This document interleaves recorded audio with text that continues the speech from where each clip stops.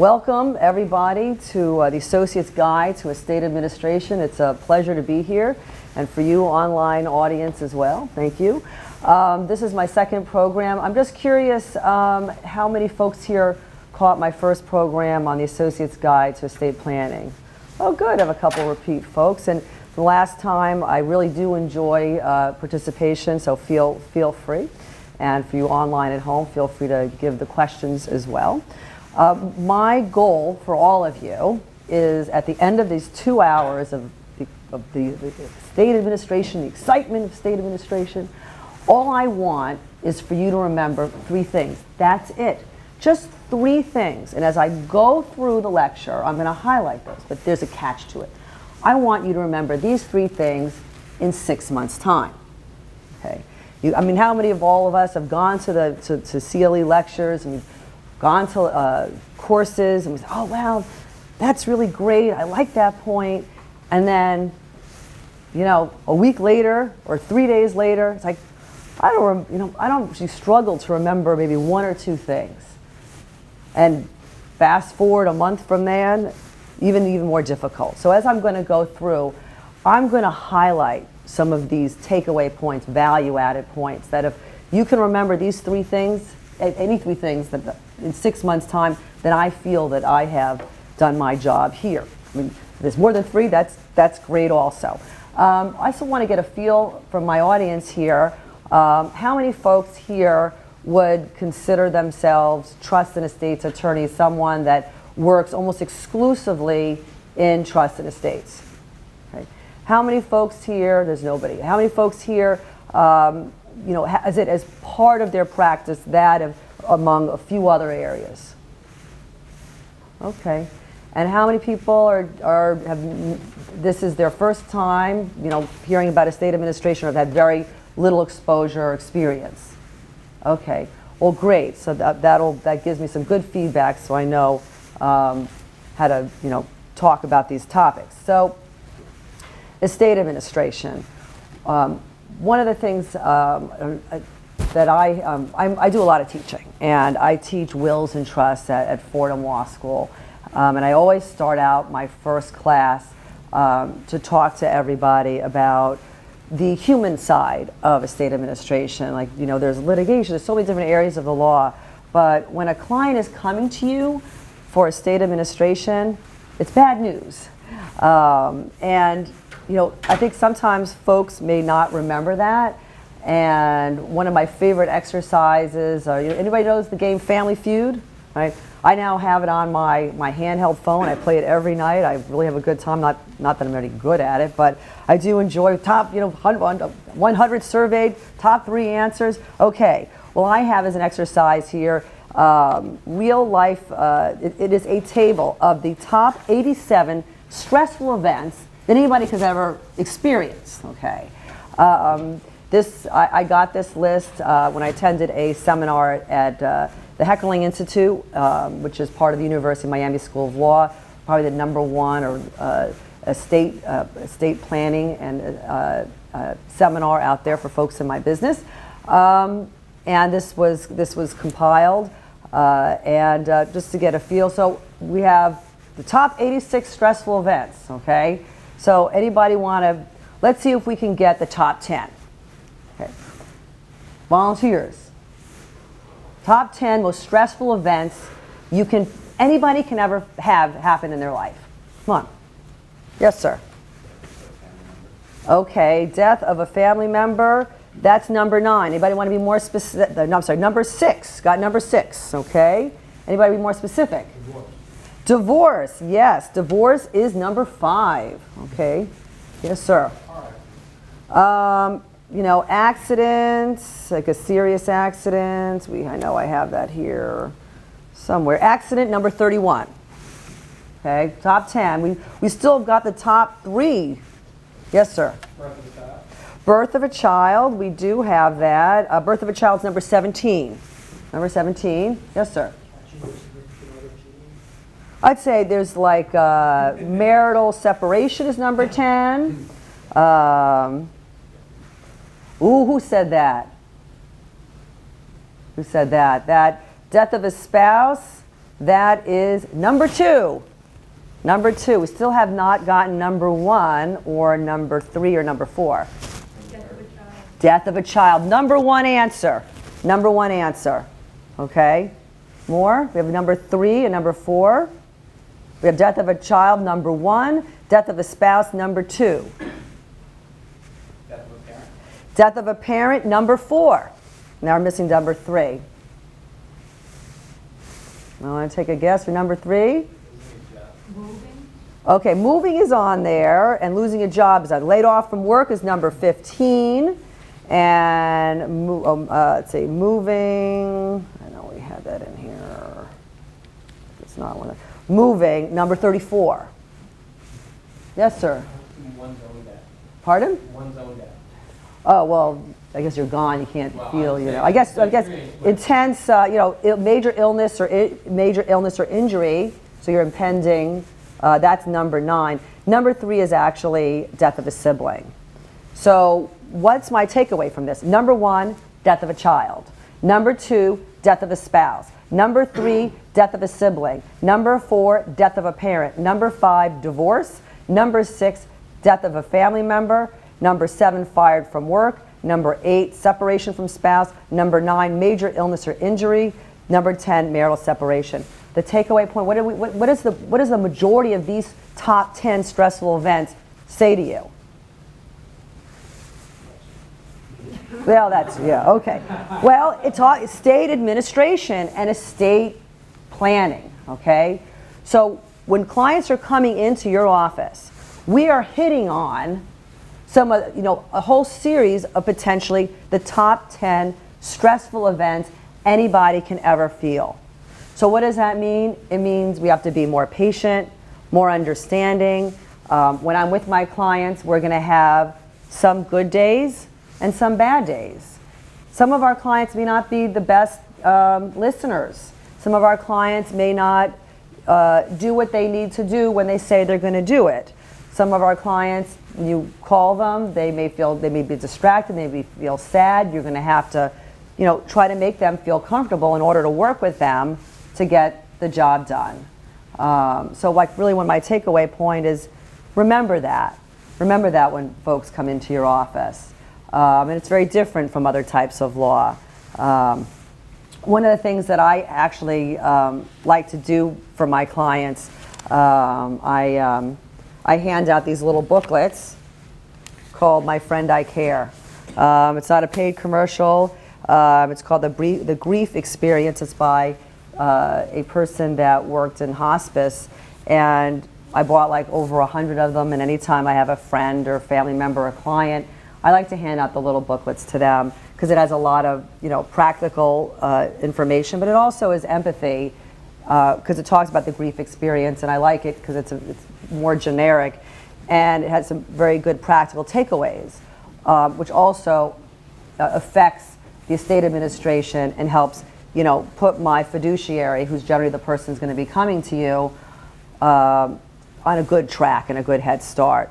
So one of the things in the back that I happen to like is that it has some series of do's and don'ts that I found practical. 1, don't remove and throw away any belongings for at least several months. Now, and do wait until you're thinking more clearly. You need to give thought of what you wish to keep. So that part alone, there is some legal basis to that as well, besides some practical basis, and that is until my fiduciary is appointed, whether if it's under an executor, under a will, or an administrator, if there is no will, then, you know, we need someone that has the authority to take a hold of the decedent's personal property. And if we have people just coming in there and taking it and throwing it away, that's not okay. Okay, you're really not supposed to do that. Now, you know, later on in the course, we're going to talk about the estate tax filing and how everything is going to need to be valued. And if people are throwing things away, that's not going to be very helpful when you're supposed to get everything valued as of date of death.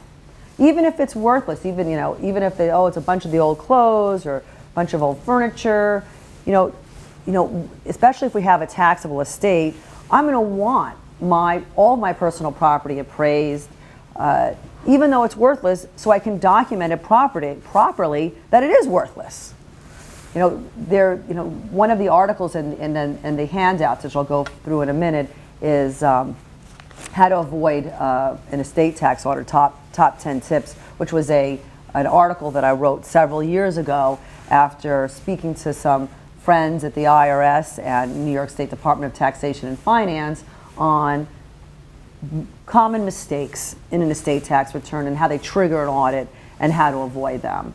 And one of the things that was brought up is that you have these large taxable estates or just a taxable estate, and then you have $500 down for tangible personal property. It's like, okay, well, how is it that somebody that had an estate of $5 million have tangible personal property maybe worth, $3,000?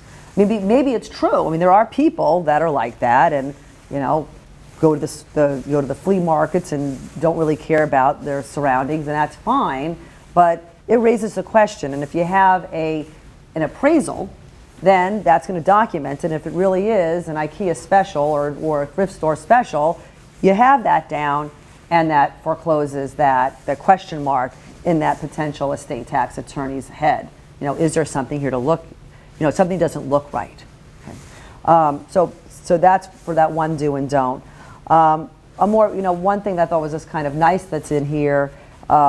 It says, don't wash all worn clothing right away. Do enjoy the lingering smell of your loved one. Wearing their favorite article of clothing can be very comforting. Some in the state administration, you're going to have some of this touchy-feely stuff. And I will tell you this, I have noticed that when you do the little things for the client, the little things can sometimes go a long way. It builds trust, it builds confidence. And if they feel comfortable with you, and you're adding to their emotional bank account, and you're doing these little things, you'll build on your relationship, and it'll be that much better for getting the estate administration done. I'll just share this one last one. This is kind of interesting. Again, these are common observations that the author has found. Don't be surprised if you see or hear the person who is dead. Do know that the phenomenon is normal and happens to a lot of people. I mean, I don't know if it's, if we have Ghostbusters out there or not, but, it may be something there emotionally or otherwise. Maybe people want to see or have these dreams about people. And it's just kind of nice to know that you're not going crazy and that exists. And if someone talks to you about that, it's like, okay, I've heard that before. So let's just go over the handouts that we have to make sure everybody has them handy, or we'll be going over them. One is the estate administration checklist. Okay. And this is the items for the client to bring to the initial meeting. I always have this for my soon-to-be client. This is, again, my fiduciary, because as the estate attorney, I'm the attorney for the fiduciary. I'm not really the attorney for the estate, I'm actually the attorney for the fiduciary, the executor, the administrator. And that's actually an important point. And I wanted to kind of underline that and say maybe this is one of your 3 points, that when you are the attorney and working on the estate administration, who's your client? Your client is not all of the family. Your client is the fiduciary. Again, that is the people that are named as the executors in the will, or if there is no will, it's going to be the administrators. It does not mean that all the children or the beneficiaries, you are not working for them. You are working for the executor, and your job is to make sure that they do it right and properly, and you're there to protect them from the beneficiaries later on, because you're going to have to account to them in many cases, and they can have claims and potentially have a claim against most executors or administrators are entitled to a fiduciary fee and a commission. They'd have a chance to complain about it. Not everybody takes them. Some people waive them. But when you are, another important takeaway point, again, in 6 months' time, this is another great one. If you're a fiduciary, you are personally liable generally. Now, this is, may vary from state law, from state to state, but generally speaking, when you are named, if you're an executor and you sign on the dotted line to be the executor or the administrator, you personally have personal liability, even if you're working for a law firm. Okay? There may be malpractice insurance, but they can go after you personally. Okay? And that's very significant. Okay? And it's a fiduciary duty. What does a fiduciary duty mean? It means you do not put your own interests first. You are. It is a higher level of standard that you have to do in the best interests in the estate, collectively, what is in the best interest of everybody.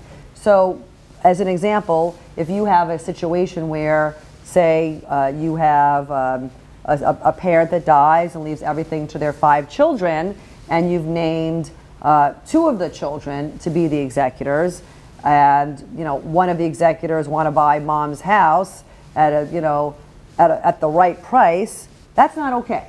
Okay, you cannot put yourself above other people.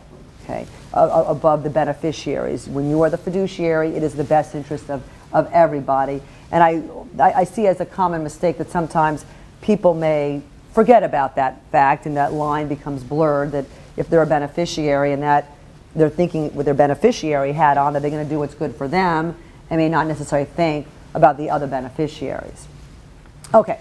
So our handout, our state administration checklist, items to bring to the initial meeting. I give this to my fiduciary in advance.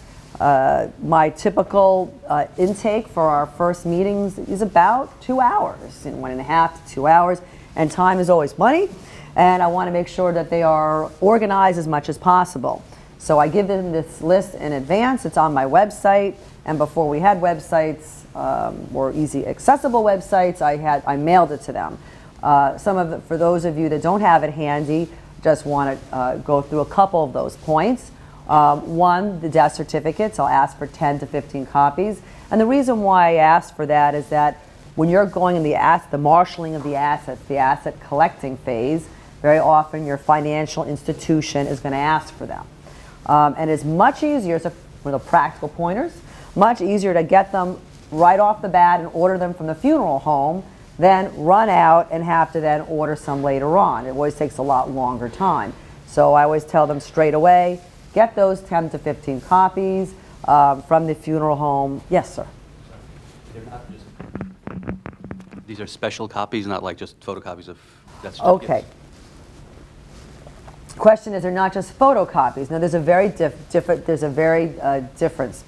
difference between a photocopy and an actual certified copy. The certified copy has the raised seal, and a lot of financial institutions will ask you for an original death certificate. They want to have proof, not a photocopy, that the person is no longer there. Because what are you doing? You're knocking on the door of that financial institution. You say, "Hey, I want that money." And what are they thinking about? I want to make sure I don't get sued and not give out this money wrongfully. So they're going to ask you very often for an original death certificate with the raised seal. Okay. Other information, the social security number of the decedent, surviving spouse, and the children. That is generally going to be found. The reason why I'm asking for that is going to be going on my estate tax return. Okay. The original will, if any. I can't do any, can't do a photocopy. You need to have the original will and bring it to court. Sometimes, and I've seen this happen, there's some confusion on what the original will is. When they bring it, I think this is the original will. It has a nice pretty back on there. And we open it up and we look, and yes, there's like handwriting, but instead of, it has an S/, and that's a conformed copy. It's signed by. That's not my original document. That will not work, okay? We want to see the actual signatures, okay? And that's sometimes I said, oh no, you actually don't have the original will. This is a conformed copy. Do you know where the original will is? And we then finish our conversation. It's probably in the drafting lawyer's office. Now that is a tradition that many lawyers have, especially for those lawyers that do the primary or a big focus is trusts and estates. That's something that I do and a lot of my colleagues do as a courtesy. We hold clients' original wills in our vault for safekeeping. And there's actually a couple reasons for that. There's the value added for the client reason, and there's also the self-interest reason. So for the value-added client reason, we have it in my safe deposit box. I have that in the vault, in the basement of the sub-basement. I have it in Chase Manhattan Plaza with walls that are like 5 inches thick. It's like a steel cave. It's fireproof. It's a lot, it's everything proof. Although after Sandy, I hope it's flood proof. We have it down there. So if the client doesn't, we don't have to worry about it for them to open up their own safe deposit box or a fireproof box. Also, if the client has their original will, sometimes something can happen to it.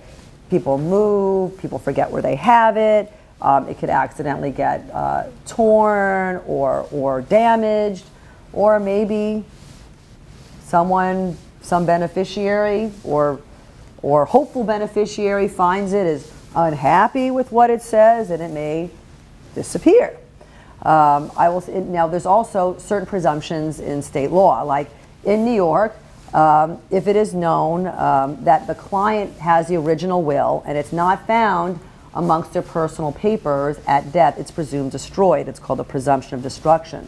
Now, that's a New York law. Different states have different rules. You have to check your own state. So that's another handy reason why folks, will have, the lawyers will have the original will in our vault. So we avoid that presumption of destruction. We know where it is.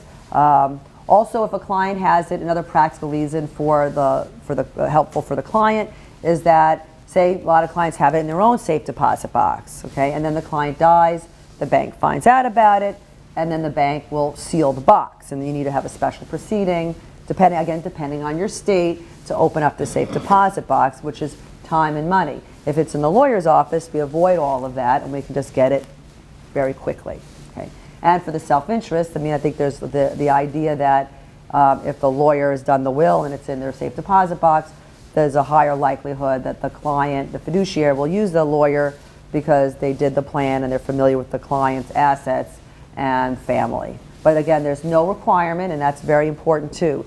Just because the lawyer has the will, there absolutely is no obligation at all to use them. It's actually a sacred right of the fiduciary, and it's whoever the fiduciary feels comfortable with. So sometimes clients will say to me, oh, we've worked together for all these years, you know my family, you know what I want you to do the estate work. And it's like, no, we can't put that in the will, we can't do anything like that. This is a sacred right of the fiduciary. The fiduciary must feel comfortable with their own choice of counsel, and we can't bind their hands, and we don't want to even talk about that. Okay. So the original will. Next, we're going to be doing an inventory of assets. So when I'm doing my estate intake, I got to know what I'm looking at. Okay. So I have here, please provide a list of decedent's assets and known liabilities. Generally, my first meeting, when I do my intake, hopefully the goal at the end is to give them an idea of the total size of the estate and tax liabilities. I'm going to give them an estimate of the estate tax and then when it's due. So your federal estate taxes are due 9 months from date of death. New York State requires that as well. Each state is different. Not all states have estate tax. Florida is one that does not. So one of my favorite estate planning techniques, when you want to retire to Florida. It's a great way to avoid estate tax up here and in Jersey. You want to get an idea of the taxes and the debts. I'm also going to ask on my list here my most recent date of death statement for my bank, brokerage, IRA accounts, all of the decedent's assets. So I'm going to tell them to bring it in advance because we're going to be valuing the estate at date of death. Okay, there's also the alternate valuation, which is 6 months later, and you have the fiduciary has a choice. We can value it at date of death or 6 months later. That way, if there's a sliding market, we can take advantage and get a tax break. Okay, that's another good underlying point. Okay, you have that alternate valuation, so that's a great value-added potential tax savings for your clients. So you'll value everything at date of death, and you'll value everything 6 months later, alternate value. And there's some technical rules in here. This is not about estate taxation, but just know that it exists. And then you will pick what yields the lowest estate tax. So just know it exists, okay? Because sometimes if people don't know it exists, if you sell the asset in the middle of a 6 month period, you've locked it in. You can't wait the 6 months. And also, it's good to know that if you do have a sliding market and you can save the client the estate taxes, that's a great thing to know. Okay. I'm going to also ask them for 3 years of income tax returns and any gift tax returns that were filed during the decedent's lifetime. One of the things I always tell people when I'm doing estate administration, it's a little bit like Sherlock Holmes, okay? You're a little bit of a detective, okay? Because it is not uncommon to find assets that the client, the family didn't know that was there. And what the best way to find it is, one of the great tools to find it is by looking at the last 3 years' income tax returns, because those assets will generate 1099s, and you will find those on your income tax returns, or sales and trades for capital gains. Any interest from trusts or estates or closely held businesses, you're going to see that as well. People will be issued a K-1. So it's all these little asset clues to make sure that you've gotten everything. I always like to have, illustrate my points with real life stories. And this happened more than one occasion. I have clients that come in and they had the certificate shares, and it's like, oh, here's the certificate shares, this is how much we have. And then we look at the income tax return, and then we realize that I think there's more there, and we found out there are book shares. Because what happens is some people have what's called these dividend reinvestment plans. Instead of getting the cash, they have the dividend reinvest and buy more stocks. So they have these book shares on account. So you have your certificate shares, and you may also have book shares too. And I've had several occasions where it's like, I got some great news for you. You thought you had 100 shares. You really have 300 shares, because grandma's been investing in this for the last, 35 years, and the share number has grown. You're like, oh, that's good news. So that's why I asked for the income tax returns. Life insurance policy information, including the original policies. We're going to need to collect that. Very common misconception about life insurance. How many folks here have heard life insurance is always estate tax free? Yeah? Well, that's not true. It can be estate tax free if it's planned properly and held properly. But if the decedent was the owner of the policy, okay, it's going to be in the estate. Okay? Or if the estate was the beneficiary of the policy and someone else owned it, that's also going to be in the estate. So we need to check that out. Okay? Only if the decedent is just the insured will the insurance not be in the estate. In other words, somebody else is the owner and beneficiary. Okay? Typically, you see that in a life insurance trust, okay, where the owner and the beneficiary is a life insurance trust, and then it's not includable in the estate. But for homeowners policy, what I'm looking for, it's going to be listing that's generally my tangible personal property, my art, my antiques, my jewelry. And for my more larger estates, I'm going to be looking for itemization, riders, okay? Riders for jewelry, riders for expensive art and antiques. Because on the other side, when you file an estate tax return and the return is selected for audit, one of the things that the estate tax attorney will ask for, not an auditor, an estate tax attorney, they're going to ask for the homeowner's policy very often, because they're going to be looking for that rider, and they're going to say, oh, I see we have fine arts coverage of $100,000. Now let's take a look on Schedule F of the estate tax return, and oh, you only have down here $5,000. Well, what happened to the other zeros? And then, oh, there's nothing there. Well, why are you spending all this money on a rider for insurance for something that doesn't exist? Okay. So you see, it's better for you to find out and be your Sherlock Holmes and make sure you report everything properly, because again, who's liable, who's responsible, who are you representing? The fiduciary.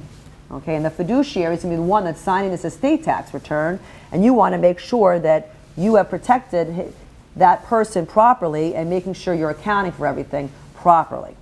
Okay, so that's our homeowner's policy. Information regarding safe deposit boxes and who had access. An interesting anecdote there on your estate tax return.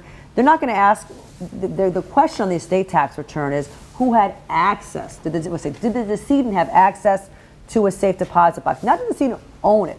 Did they have access to it? Because there could be multiple people. What they're going to be they're trying to find out, is there any personal property that hasn't been reported? They want to make sure you've gotten it all, and you have to explain everything. Then we have bills for expenses, individual stock certificates, copies of partnership agreements, copies of deeds, I always ask for the names and phone numbers of the decedent's accountant and insurance agent, trust agreements that the decedent had an interest or they were a fiduciary, a trustee, and then I want the family tree.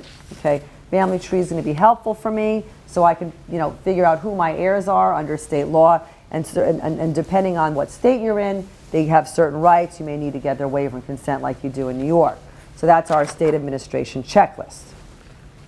My next item that I have here is a checklist of people and places to call upon the death of a family member and an estate administration overview. So again, very often when we're talking about the top 10 possible most stressful events somebody can have, and if you're in the middle of that, or especially if someone has died after a long illness, you may have your head may not be together. You may have been stressed out, lack of sleep. It's a tough situation. And bottom line is you may not be thinking clearly. So here's a handy dandy list that has all of the things that things that I can think of that I give to the client to help them with making sure they're doing what they need to do without having to think about it. So this checklist is broken down into the first is people who need to be called within a few hours or days. Okay, and some examples of that: the immediate family, the guardian for minor children. Interesting, the caretaker for the decedent's pets. Say, we had a decedent that, died in her home, and she had a cat or a dog, and they were living alone. Well, who's going to take care of that animal? That animal needs to be taken care of. You need to make sure that you can go to the apartment and get the animal and deliver to a safe place where the person can take care of them. You let them know the executive of the decedent's will, the trustee of the decedent's trust, any person holding a power of attorney. Now this is another great underlying point, very common misconception. Power of attorney. How many people here have seen people, very often when people get, older and sick or just sick, they give a power of attorney to somebody to manage their financial affairs during that last phase of their life. And then what happens? The person dies, and people are so used to writing out all the bills for everything, how many people have seen them keep that bill payment going even though the person died? That is a no-no. Make sure you let them know if you're doing a power of attorney, the power of attorney dies with the client. That you should not. The agent under a power of attorney, or the attorney in fact, depending on the state law, the state you're working on, what they call it, they should not be writing any checks or doing any transactions after the person died through a power of attorney. That is a big no-no. Who instead is the person that's responsible? It's not like there's nobody. Who do you think is going to be it? Our fiduciary, right? Our fiduciary is going to be appointed, and then they will pick up after the power of attorney expires. Okay. The funeral home, friends and relatives, the decedent's business associates, again, about the debt that's within a few hours. Then I have the next section of a few days or a week. Consider credit card companies, cancel all the credit cards. Life insurance companies request the claim forms. Talk to the local Social Security office to let them know the person died. They're going to eventually find out, and if the person got a payment, they're going to take it back. The insurance company, really important for your car and your home. You want to make sure, as the fiduciary, you're responsible for safeguarding the assets. Especially if the home is vacant, you got to make sure that the insurance company knows that it's vacant and continue that insurance. Especially we've seen, Sandy came here in New York. You got to really, you never know when a disaster can hit. You're personally liable. You don't want the insurance company not paying because you weren't properly insured. That's within a couple days or a week. Make sure the insurance company knows that the person died, and you want to keep the policy. It's generally much easier to keep a policy than to just try to get an estate policy, and they have to update it. Very often the premium will go up because the risk is up. The risk is greater for damage to a home if no one's living there. Things happen. The squirrels get in the roof. The storm breaks a window, or someone gets in, or the toilet overflows. I mean, you just never know, things can happen. Pipe breaks, so you got to make sure that you're properly insured. You're a stockbroker and insurance agent. You should, and then within the week, an attorney experience in probate. And then you'd also want to secure the decedent's home if they lived alone, and change the locks. Okay, sometimes, especially if someone is older and sick, people may have access. Other family members or caretakers may have access to the home. How many times people have heard a story? Person died. These people kept coming and just came in and took what they wanted. That happens. So, you're the fiduciary. You got to change those locks. Okay. Then it goes on to the first month. But it's in here. I just wanted to highlight a few things. Okay. Okay. So that's another handout. And okay. Then I also have here the estate administration milestones. Okay. This is one of my favorite handouts to give to the clients, because when I'm working with a new fiduciary, one of the things is to manage your expectations. It's always good to manage your client's expectations, so they know what they're in for, not just for cost but for time. I mean, I remember there's a lot of misconceptions out there how long an estate administration should take. How long should it take for people to get their money? Okay. The beneficiaries always want their money tomorrow. Say, well, I remember, when my Uncle Ned, they settled the estate in 2 months, and we had our money, in a few weeks. Okay, that is when we're talking about, probate and administration, that nothing can be further from the truth. If we're talking about assets that pass by operation of law, that's a whole different story. But there's a lot of common misconceptions, and we're dealing with a taxable estate. It is a lot longer. Anybody want to take a guess what the typical lifespan is for a taxable estate? We're meaning that you're going to be filing an estate tax return. You want to take a guess how long that should take? Anybody? There's no penalty for guessing wrong. So 3.5 years. That's actually very, very accurate. Okay, somewhere between 2.5 and 3.5 years. And it could be longer depending on if there's difficulties with people, difficulties with assets, difficulties with an IRS estate tax audit, okay, or a state estate tax audit if it goes that long. There are factors that are within your control, and there are factors that are without your control. If there's a will contest, that can go on for years. Okay, an estate tax audit, that can extend the time for a significant amount of time. But if things go more or less smoothly, I'll say anywhere between 2.5, 3 years, maybe a little longer. And there's always periods of activity and periods of inactivity. So it's not like we're working and slogging away for 2.5 to 3.5 years. There are periods of time when you're really active, and there are periods of quiet time, and then there's periods of activity again.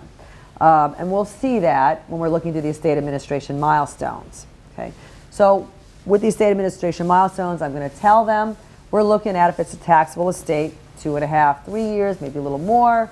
If it's not a taxable estate, a year, 18 months. Maybe if you're lucky, a little less. But I generally not to say anything less than a year. That's very, very rare. It can happen, especially if everything is held with will substitutes. And we'll talk about that in a little bit. With our different milestones, we have first milestone, preparation for meeting with the estate lawyer. This is our very busy period. We're preparing for a meeting. Remember, we got our checklist to get them organized. We'll do our intake, and that's part number 2, initial meeting with a estate lawyer. We're going to get the original will, the death certificates, the family tree, an estimated inventory of assets, and then we're going to get a description of all the assets, an estimated value of the decedent's interest at date of death, and we have also name and social security number of every joint owner, designated beneficiary. That's step 2. Step 3, file petition with the court for letters testamentary, depending, again, we call that certificate that the person or a personal representative who's appointed, letters of administration. Again, that if there's no will, that's what we call it in New York, but it depends on your state. Each state has their own way of calling our fiduciary. Some people, again, call the personal representative. That and getting through probate, depending on your state, that could be very short or very long. And even within the state, that can depend on your family member. So what your families look like, what your will looks like. So if we have, like in New York, if we have disabled heirs, if we have unknown heirs, if we have people that are, can't be found, people that give us a problem, that won't cooperate, that's all going to make things a lot longer. So that can, the probate process can take anywhere between 3 months, maybe if everybody gets along and we know everybody, it could take only a couple weeks. Okay. The worst case scenario, even if there's no contest and there's a lot of, we have to find people and the process is difficult for a variety of state law reasons and process reasons, it can take, a year or even longer. Okay. My record, I have one that's almost 2 years, and that's because we had a family tree of 22 legal heirs on the maternal side and unknown on the paternal side. Very, very challenging. Lots and lots of issues. Again, and it wasn't even there was any contest. It's just the nature of the process. And again, that'll depend on your own state law, on how difficult this process is. Now, there are certain states where it's known, the probate process is known to be difficult, time-consuming, and expensive. Those states that I know of that are the big retirement states, like Florida and California. And so one of the favorite estate planning tools there is the living trust. And if anybody watches like Susie Orman or seeing a lot of, estate planning materials, a lot of times people talk about a living trust to avoid probate. And in many cases, it is good to avoid probate, especially if you're in those states where, in Florida and California, where their system is more time-consuming and expensive traditionally, and that's your standard operating procedure. In New York and New Jersey, it's not as difficult and time-consuming. It depends on the circumstances. So you don't see living trusts as often in New York and in New Jersey as you do in Florida and California. In Florida and California, that is the standard operating procedure. If you're going to go to a state lawyer, they're going to automatically set you up in that format. In New York and New Jersey, you may not necessarily see that. Then comes marshaling the assets, and that time period that can take another year to do.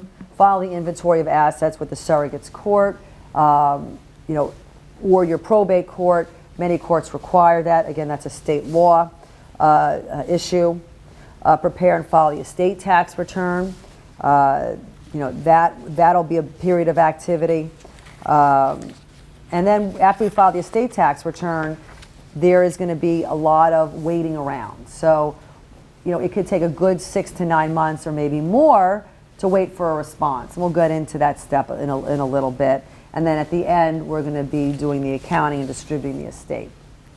So that's our kind of an overview of the estate administration milestones. Okay. So let's kind of like start from the beginning and want to talk about immediate action upon notification of death and obtaining essential information. Yeah.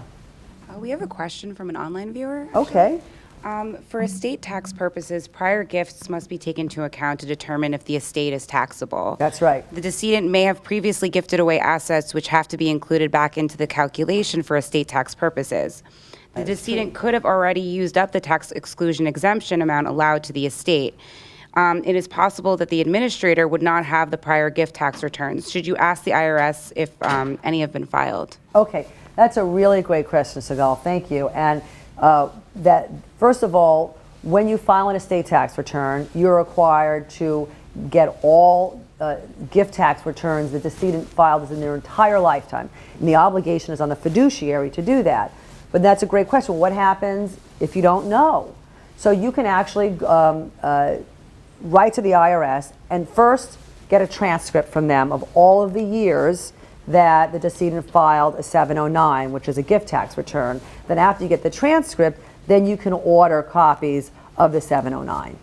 And then you'll know what you had. And that's a very good point, that what you give away during your lifetime and you use up your state tax exemption amount, that'll be less than you can give away at death, and that also may very well bump you up into a higher estate tax bracket.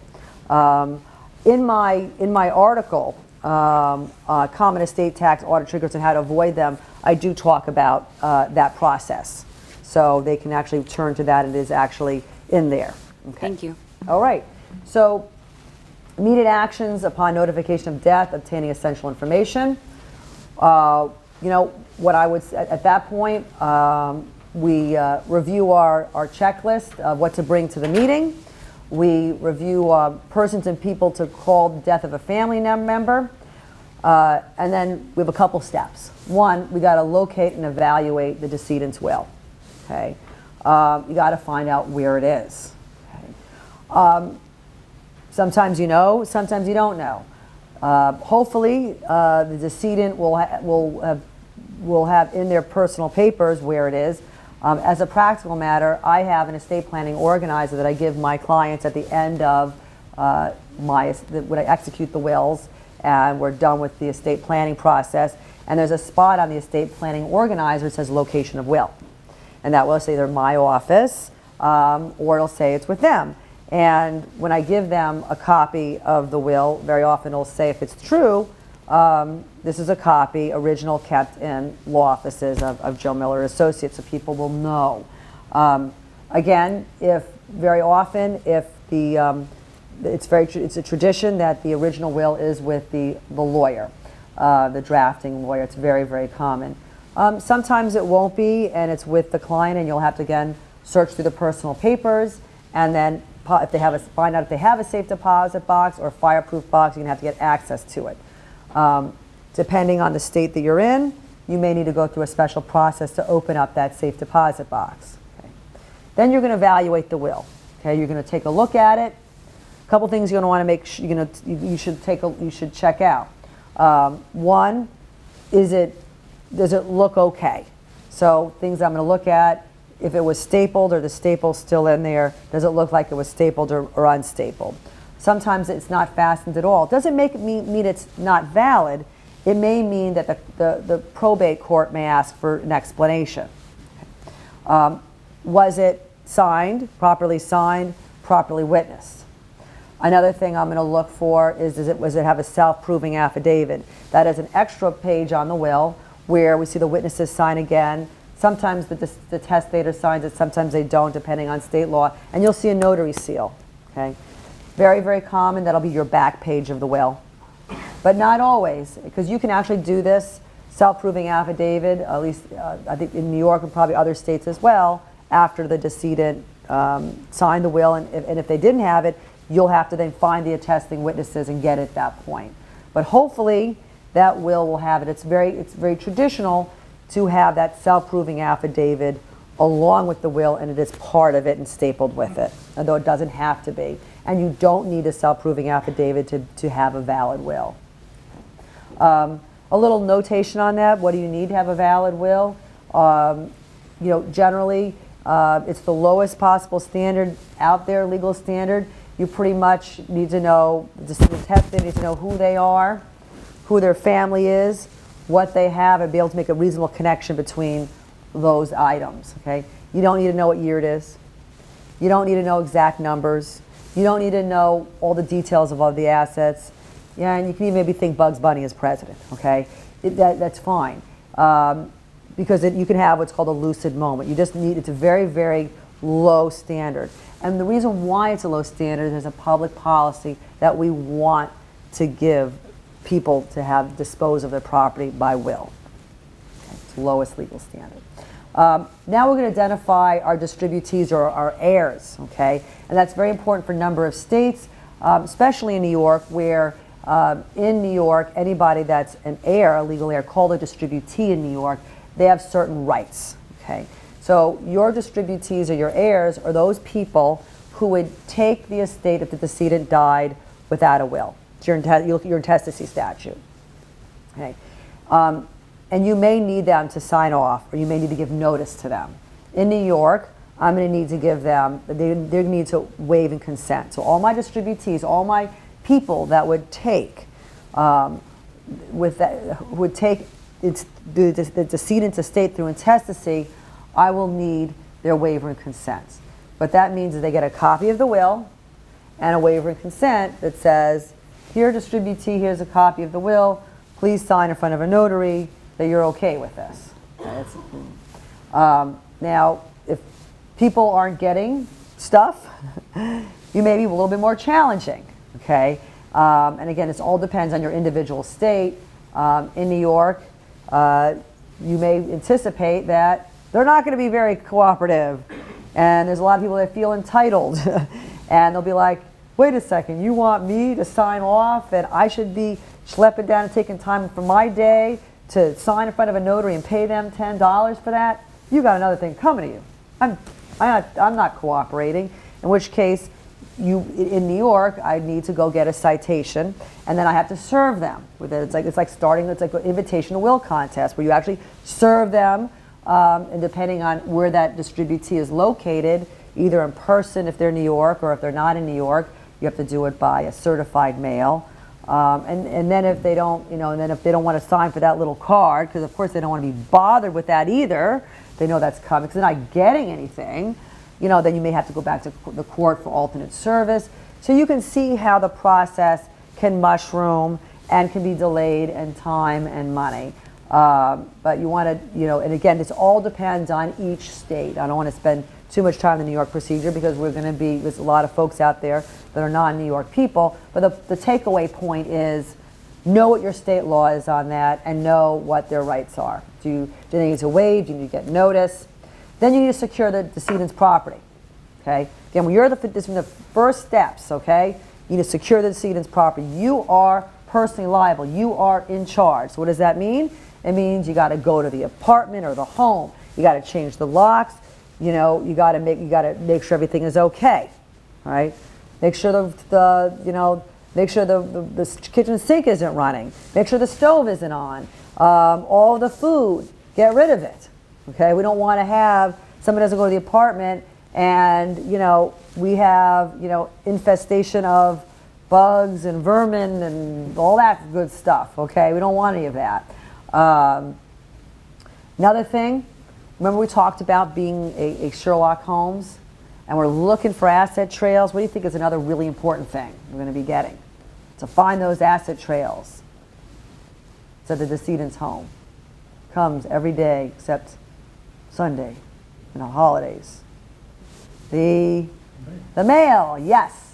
The mail was one of my top clues. That's another takeaway point for you to remember in 6 months' time. One of the most important things when you're administering a estate, get the decedent's mail.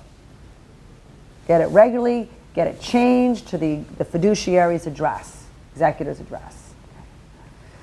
Open it up, you'll know the bills, you'll know the statements, you'll know the safe deposit box renewals, you'll know if there's life insurance premiums, if there's homeowners premiums, especially if the person's apartment is a mess. I mean, I've heard many stories when the family comes and the person was, right out of house hoarders, and they come with bags of stuff. Here you go. Have fun looking through all of it, but your mail it's coming every month with another set of clues every month. Okay, secure that mail. Okay, we talked about the pets. Okay, really important. Okay. Then part of our initial steps, we're going to meet with the estate lawyer. Okay, we're going to prepare for our initial meeting. We're going to go through our checklist and get all of the. Each state is different. What I recommend for each of you out there that is going to be doing this is, have your, know what your estate, your probate petition or your administration petition, the information that's needed, and have that built into your intake form. So that way at the end of the intake, you'll have all the information you'll need to prepare the court papers for them. Okay, so it's good, that's a good, a good handy dandy preparation. Okay. Also at that meeting, you're going to talk about the estate administration milestones. the periods of activity, the periods of inactivity. So they're not thinking that you're billing on the clock for 3 years. What are the big periods of activity? Right in the beginning, okay? Getting the probate papers through, getting the fiduciary appointed. Then after that's done, a lot of activity, collecting the assets, okay? Collecting the assets, valuing the assets, and then that's going to be some back and forth time where there's periods of activity and inactivity, because after you've contacted the financial institutions, there very well may be a fair amount of time where you're waiting for them to respond. Then after all of that information comes in, you collect everything, then you prepare the estate tax return. Generally, you're going to go for, a lot of times you go for an extension. That's automatic. You get an automatic 6-month extension under federal law. Each state is different.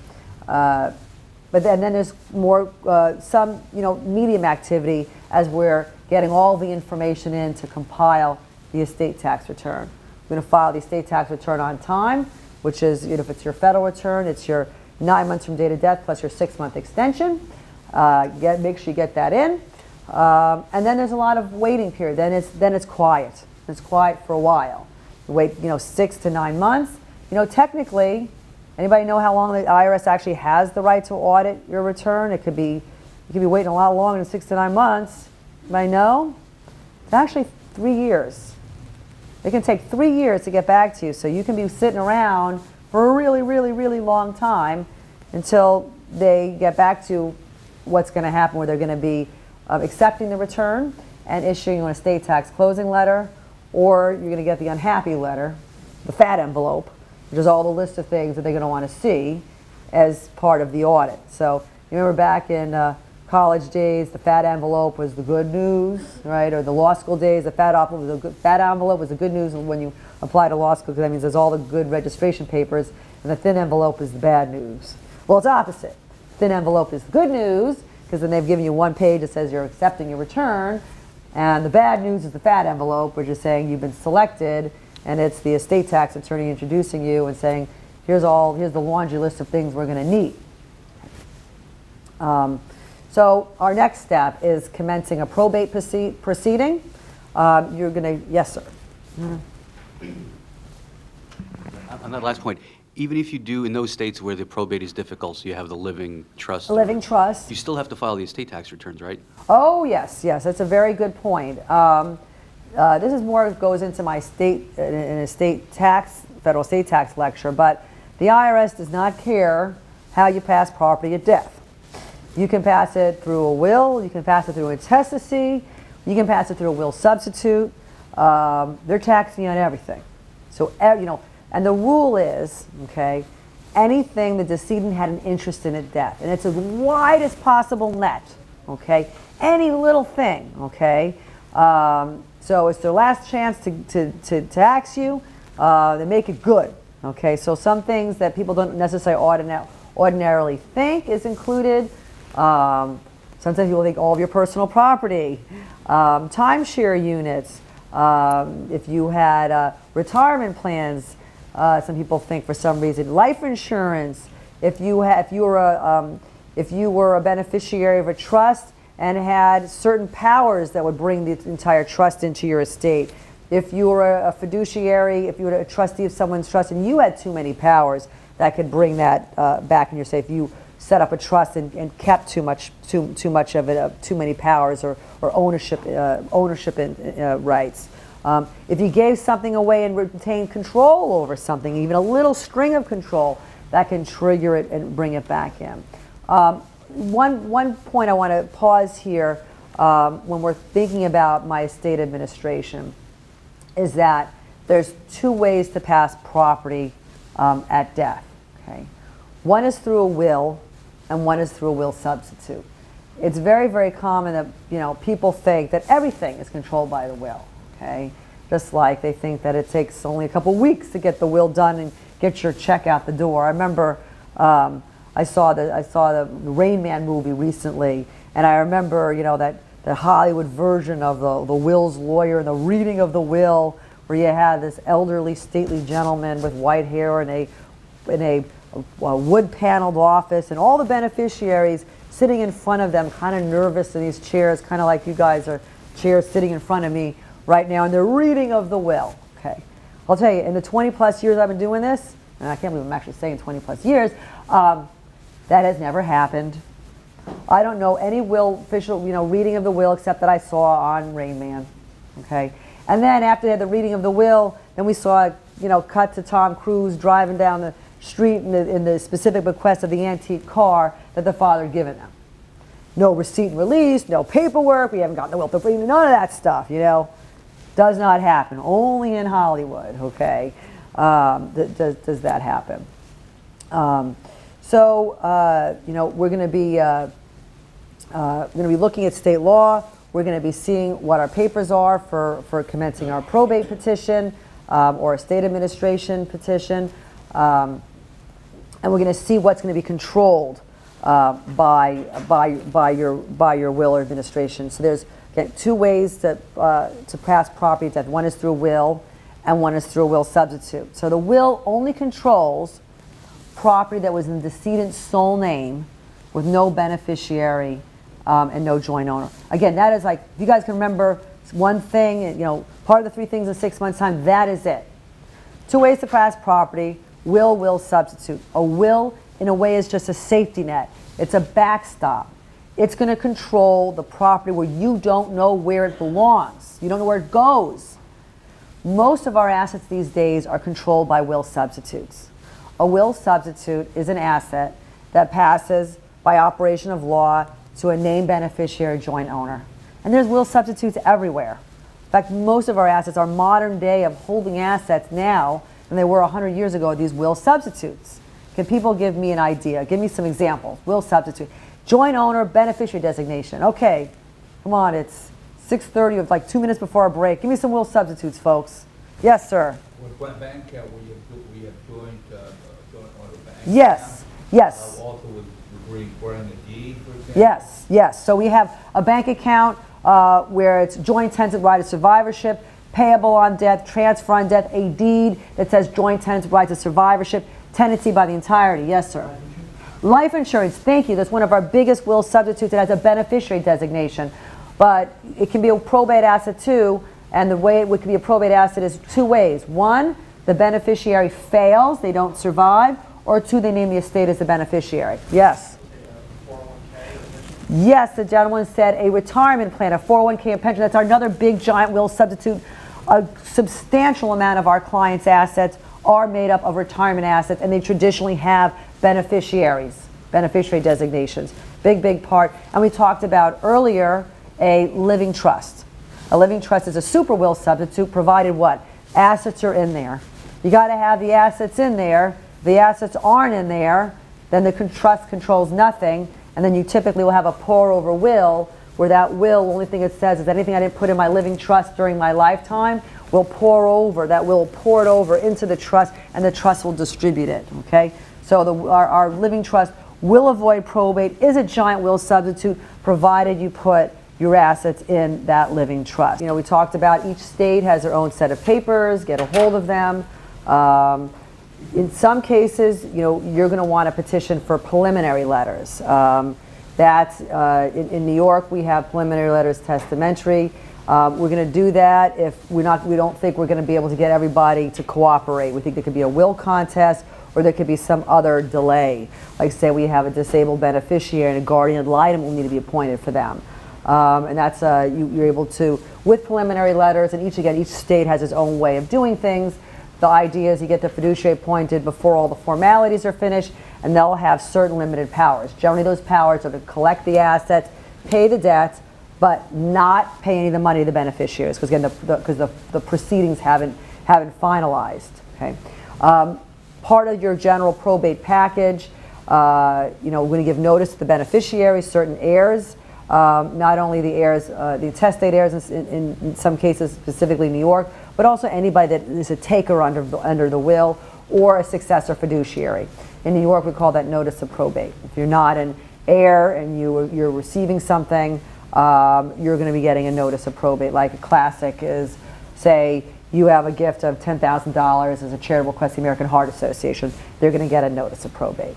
Other file documents that sometimes courts will ask for, if you have a sole distributee, meaning a sole heir, Sometimes they're going to want to have an affidavit of kinship, or I call it an affidavit of sole distributee, where you have some other person, a disinterested party, who knows the family, that can say, you know, I know that there's only one surviving relative, you know, that there's only one distributee here.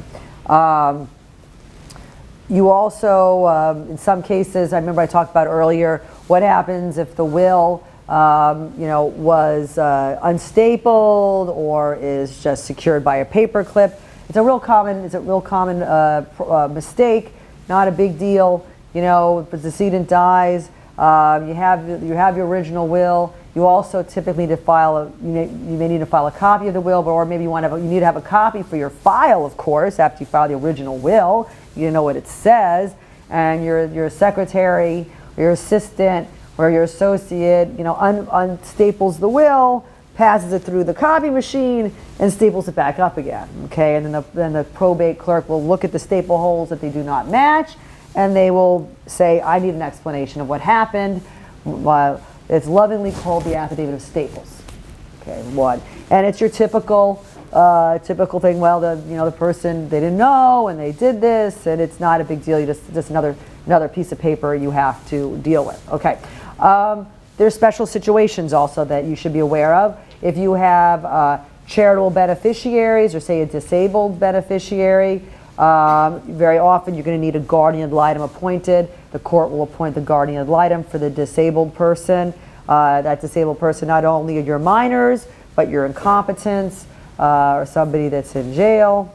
And a guardian ad litem, if you're in a nursing home, the guardian ad litem will be paid from by the estate.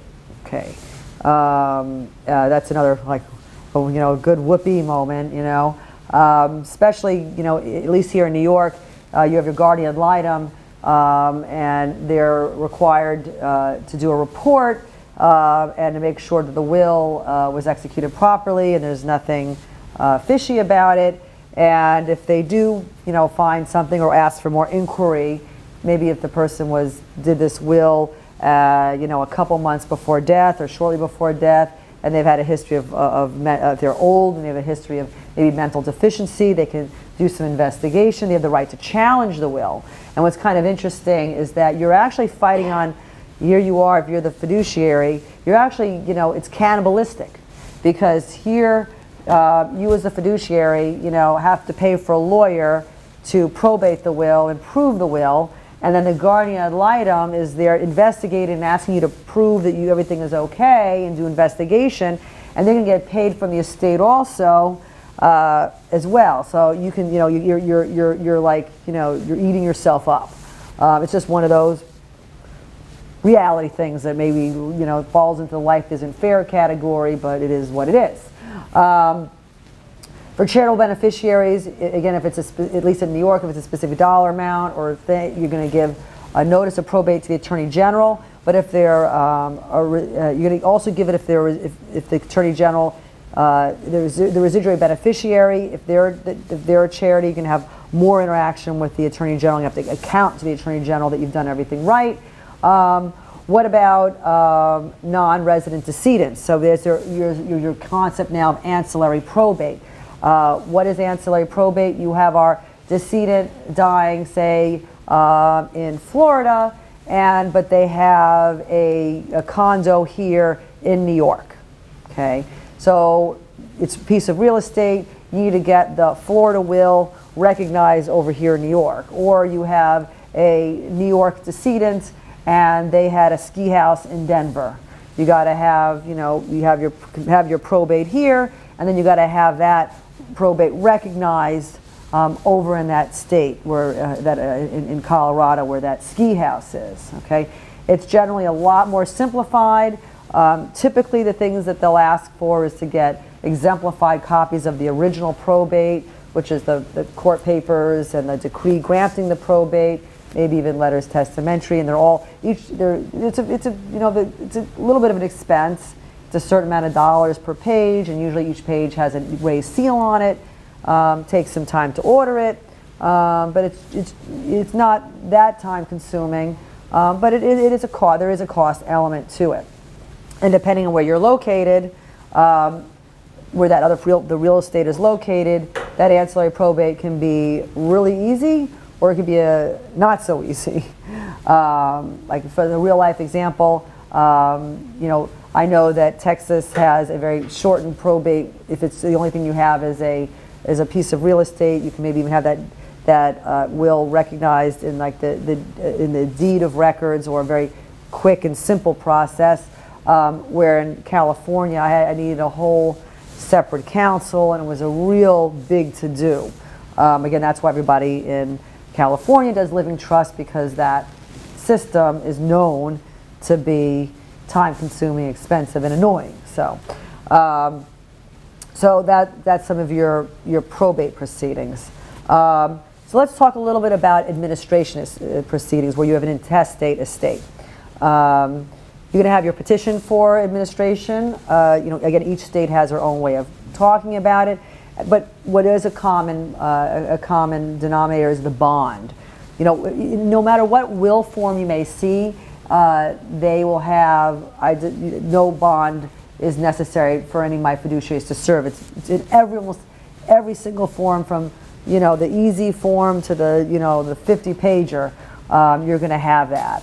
But in an administration proceeding where there is no will, typically there's not going to be anything about a bond. So the probate court has the right to have the fiduciary post the bond, and that's an additional cost and expense. And what that is insurance. It's insurance that our fiduciary doesn't do bad acts and does something, you know, steals or does something negligent. It protects the beneficiaries or the creditors. And the court will set it. Very, very often we will ask to dispense with the bond. We'll typically show that we paid the funeral, that there are no debts. All the interested parties in the estate will consent to no bond. But again, it's up to the court, and sometimes they'll say okay, and sometimes they won't say okay, and you'll have to go and get that insurance policy. And it's typically you have to find a bonding agency, and you'll pay the fee, and it's set, the court will say how large the bond is, and then you pay the fee, and it's generally paid every single year until you terminate the estate. And then there's and then let's talk about the descent and distribution. So when you have your intent, yes. Sorry to interrupt you. Yep. We have a question from online. Okay. The question is, should a will always be recorded with the county clerk? And if not, when should it be? Okay. So the question, I think I'm going to rephrase that. I think it's more like, should the will be probated? You know, when somebody has, because it's not a deed, it wouldn't be the county clerk, but it'll be brought to court and probated. And that's actually a really great question, and it is a common question. And then my answer is, it's like, you know, you don't always need to do it. In many cases, remember we talked about will substitutes, and a lot of, especially if you have married couples, or maybe, you know, a parent and a child, you're going to have everything, you know, bound up in will substitutes. You're going to have accounts that have beneficiary designations or joint owners, or it'll pass by operation of law. And so there's nothing for the will to operate on. You know, think about it. If you have a bank account that's jointly owned, a retirement plan of the beneficiary, life insurance of the beneficiary, your apartment is, you know, joint tenants, rights of survivorship, there's nothing for the will to act on. So what's the point? Okay. So then I would say, you know, there's no need to spend time and money to get the will probated and get letters testamentary when there's nothing for it to do. Your beneficiary can, you know, you're allowed to file a state tax return, and if they're the beneficiary of the asset, they would deal directly with the financial institution to collect. So that's actually a good, I'd like to kind of stop and pause on this for a moment, because this is actually a good point, emphasizing, you know, the fiduciary's responsibility in collecting the asset and not. So we have our will substitutes. And so when I'm doing my intake and I'm saying, okay, what assets passed by operation of law, which goes to the beneficiaries, that's when they give me that inventory. So I'll say, okay, great. We have life insurance for beneficiary, we have a joint bank account, we have a payable on death account, we have a retirement account that goes to beneficiary. Great. Those beneficiaries, go and be well. Take that asset. It is your responsibility beneficiary to collect it. My fiduciary, it is not their responsibility. My fiduciary's responsibility is to get the fair market value and make sure it's properly recorded. That's fine. But me as the estate attorney, you know, it is improper for me to be spending my time on helping a beneficiary that is named as a will substitute to collect it, because it's not estate work. It's not under the responsibility of my fiduciary. And I've had situations in the past, you know, where there were some, you know, minor custodial accounts, and like, you know, we had our executor, and they're like, well, you need us to help collect the custodial accounts. It was the beneficiary, was the child, it's their stuff. Okay, well, you know, well, you should do it. It's like, I shouldn't be doing anything because it's not my client's responsibility. I mean, I feel bad, and we can help facilitate, but it's not fair for the rest of the estate beneficiaries to be charging my time and on something that's it's your personal asset. You know, you can hire your own lawyer to help collect it. Generally, you can do, or you can just spend the time and energy yourself, because a lot of these things, it's not difficult. It's just paperwork, you know. One of the things I love to say, you know, it's just a lot of paperwork. And the reality is, it's a lot of paperwork, and it's time consuming, and it takes a long time, and it's repetitive, and people get it wrong. Like, you go to collect an asset, and you speak to the person on the phone, and they say, yep, okay, you know, XYZ financial institution, just give me a death certificate, letters testamentary, and a letter where it goes. And you send it all in, and then you don't hear anything. You call them up. Oh, you know, you didn't give us the affidavit of domicile. Oh, that letter should have been medallion guaranteed. Oh, I'm sorry, but you need to make sure that that death certificate was an original. Oh, I'm sorry, I forgot that the letters testamentary should have been fresh letters. It means in 6 months, you know, from the date that you sent this in. And I'm very sorry, so-and-so was new, or so-and-so was covering that person for maternity leave or something. You know, that happens all the time. And very frequently when you're collecting assets, it's good to know more, you know, more than they do, because, you know, and I'll say, okay, you sure you don't need this, this, and this? It's just part of reality. So that's, you know, so when you're collecting the will substitute, it's the beneficiary's responsibility, and it's really not right or fair on the beneficiaries of the estate to have their lawyer be paying for it. It is time consuming, and one of my favorite analogies is like, it's kind of like getting your driver's license renewed, you know? Like, you're gonna go get your driver's license renewed, and it's always gonna take a long time, it's always a headache, and it's always gonna take a lot longer than you think, even if you plan properly. You know, like when it happened to me, it's like, oh, my husband said, go to this one agency, it's in the middle, you know, middle of nowhere, no one really knows, and the hours are good. You know, I get there, it opened up at 9, I get there at 10, the line is all the way down the block. Okay? I was there, I got out of there at 1, you know, barely before the place closed. Closed in the middle of the afternoon. You know, it's a lot of paperwork, it's time consuming, and it's good to, again, manage your client's expectations and let them know that. That's part of one of my favorite parts of my conversation, and my initial conversations with the clients, my new fiduciaries, is saying, look, I want to let you know, I have never had any fiduciary say that they were really glad that they had this job and it was really fun. No good deed goes unpunished. Everybody complains about it, and it is thankless. I mean, that's just, I hate to tell you that, but that's what I've seen. So understand that now and accept that truth so you don't get frustrated later. Okay. So let's go back to the difference between testate and intestate proceedings.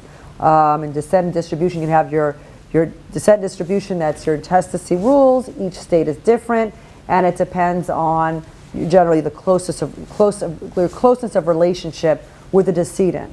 So, you know, typically it'll go to your nuclear family first, your spouse, your children, then it'll generally go up to your parents, your descendants of parents, which are siblings, nieces and nephews, grandparents, descendants of grandparents, aunts, uncles, and cousins, okay? And it all depends on who you're survived by, okay? So some difference between probate and intestacy proceedings. You have your dispensing with your bond, in your administration. You don't have that with your probate, with your will, let's see. Sometimes when you have your administration, well, actually you have your administration proceedings, there's going to be state law that tells you who has priority to serve. Because it's not like any member of the family can do it. There's a list of priority. And that typically matches your testacy rules, that who's going to be the biggest taker, who's more of the known interested party. So typically like your spouse and then your kids. What happens if there's multiple kids? It's best to have an agreement on who's going to do it.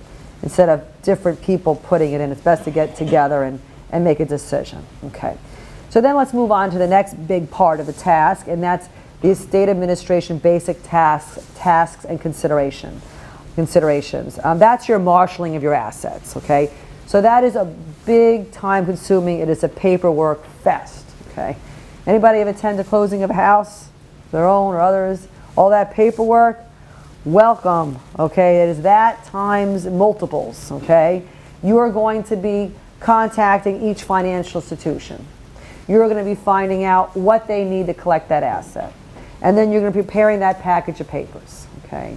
I always say, please make sure when you're talking to the people, get their name and their phone number, write down the date, the time I have a special pad that I do that, because if they tell you the wrong thing, or you can follow up with that person, sometimes you write the letter to that person. Typical things they're gonna want is a death certificate. They'll want an original or a photocopy. They may want letters testamentary or whatever your probate letters are. They may want original or a copy. They may want a copy or original death certificate. They may want a letter of instructions. Sometimes they want it medallion guaranteed. Medallion guaranteed is where I call it the super notary. You have to go to a bank or financial institution where your signature card is in file, and it's like either orange or green, and they stamp it in front of you, okay, because they can match up your signature. They may want an affidavit of domicile, where that's notarized. They may want a W-9, which is a taxpayer identification number disclosure. It's good to ask these things. It's good to know this list because death certificates are typically $12 to $15, and letters testamentary are original ones have a cost in New York of $6. I typically will say to the person, hey, can I have it back after you've looked at it, and I'll enclose a self-addressed stamped envelope so I can get it back. More so with the death certificate, with the letters testamentary or letters administrative, it's only $6. But you know, if you want them back, you can get them back. Okay. We're going to be contacting our financial institution. We're making our list. We're going to be sending it in, and then hopefully we'll get checks in the mail, or your fiduciary will get checks in the mail. Very often, there's a fair amount of weeks, or you won't hear anything, and then you'll call back up and you'll find out what was missing, or what mistake that person said that they didn't give you. So that's why it's always good to put down the person's name and say, hey, I thought you said we had it all. And it's always good to know what the world of paperwork is, so you can just confirm with them. Like I say, how do you want that letter of instructions? You want a medallion guaranteed as a regular? Are you sure about that? Can you please confirm? And they're like, oh yeah, you know what? Actually, I do need that way. It's like, okay, good. I wouldn't want to send it in and then have to do it again. One of the things that I've noticed with that whole estate administration process is that very frequently there is a disconnect on time to do everything, time and money and costs, and the size of the estate. Okay, that is an unfortunate reality generally for the lawyers, that even though the estate's small, it doesn't mean that it doesn't require a lot of work, and a lot of work means time, and time means money, lawyers' fees to do it all. Just because it's a small estate doesn't mean it's simple. And I've seen in my career very, very large estates where things are very, very simple and easy, and I've seen small estates where small little problems can mushroom and be significant. And then people are complaining, how come the costs are 20% of the estate? The estate's only worth this. It's a small estate. And it's, again, The reality is that there very well can be a disconnect because the process is the process. You know, like one of my favorite analogies is like we're just getting off of Thanksgiving, leaving New York City, you know, Wednesday night at 4 o'clock in the afternoon to get to your family's house. You could be there Thanksgiving on Thursday. The reality is it's several hours of traffic. Doesn't matter what kind of car you have, how smart you are, who you know, unless of course you're President of the United States and get lifted out of there or something, you are going to be sitting in several hours worth of traffic. Okay, there's no shortcuts. You're just sitting there. So relax and enjoy the very long ride. And that's one of the things that I tell them is that the process is the process when it comes to asset collection and dealing with all of this paperwork and dealing with the courts depending on your situation and dealing with the beneficiaries. And especially like if you have to sell the apartment and you're dealing with a co-op and they want all these things and whether the co-op is being sold for $100,000 or $6 million, it's the process. And if that process requires 20 hours of work, it doesn't matter how much it is. It's what that process is to transfer title. And, you know, again, it's about managing clients' expectations to let them know that cold reality, the better, because then they're just going to be complaining about you about all the time and money you're wasting when it's nothing to do with you, it's the process. And one of my favorites, you can't fight City Hall, you can't fight the process. I mean, you know, the co-op board wants 10 items in order to pass title, and even though the apartment's only worth $60,000 and it's going to take you $6,000 of legal time to get it together, you can't be complaining to them about it. They say, oh, it's going to take all this time. They don't care. They need their 10 things. It is what it is. Okay. So you're collecting your assets. Okay. After you collect all of you're part of your asset collection process, you're going to, at the same time, you're going to open your state bank account. You're going to get your taxpayer identification number. Once your fiduciary is appointed, they can go and get a taxpayer identification number. That's the equivalent of a social security number for an estate. An estate is an entity. It files an income tax return. And you're not going to be able to open up an estate bank account or a bank securities account without that taxpayer identification number, and the fiduciary will get that. Okay. An individual is going to file an income tax return, which is a 1040. An estate is going to file a 1041.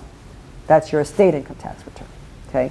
So one of your basic tasks as a fiduciary is make sure you have an accountant that knows how to do an estate income tax return, which is a 1041. My general unsolicited advice on this is please make sure your accountant knows and does 1041s on a regular basis. Doing, one a year or two a year does not count. The reason why I'm saying that is that there's a lot of good tax planning and elections that are available, and it's not that the accountant means poorly or is not smart or is not hardworking. It's just that there's lots of little rules out there and esoteric rules, and if they've only done it once or twice a year, they're just not going to necessarily be aware of those things, and that means potentially your client is not getting the best tax saving advice out there. Like, for example, you have certain elections to take deductions on the estate tax return and on the estate income tax return. Well, what's going to be most valuable? Not all the deductions can be done in either one, only certain ones. And you have to know that you can actually do it. So those they aren't wasted. There's also the tax year. You can do a calendar year, you can do a fiscal year. Well, you may want to do a fiscal year. There's certain rules that you may want to think about for tax planning on why you might want to do a fiscal year versus a calendar year. That goes beyond the scope of the talk. My takeaway point is make sure you have a great accountant by your side that knows those rules, because that will be value added to the client. You can save your client a lot of money, and then you will be the hero. Okay, it'll make you look good that you saved that client money. You always want to be doing that. Okay. Part of your estate administration process, you can determine the nature and extent of the decedent's assets and liabilities. I talked to you before about being a detective, looking at the mail, looking at the past 3 years of income tax returns is my favorite thing. What about the spouse's right of election? Okay. your surviving spouse has a right of election, and that is it differs from state to state. And what that basically means is that there's a public policy out there that you can't disinherit your spouse. The exception to that is if you've had a prenuptial or postnuptial agreement where that spouse waives the right of election. Okay? In New York is 1/3. The Uniform Probate Code is a matter of how long the decedent has been married to the spouse, and the longer the marriage, the larger the amount. Again, this right of election is so state specific, so you really should know that. And basically, you look at your will, and you see what the spouse is getting, and you also may look in some cases the will substitutes and see what the spouse is getting, and see if that spouse has a right of election. If they're getting more than that, then they don't have it. But it's just something to just think about. Okay. Claims for the assets, there's going to be certain claims. You may have to deal with it, credit card, funeral. As a kind of a practical side note, you'll have your credit card bills and your medical bills, and the longer I found that the longer you wait to pay them, the more flexible they are to having a settlement in favor of your estate.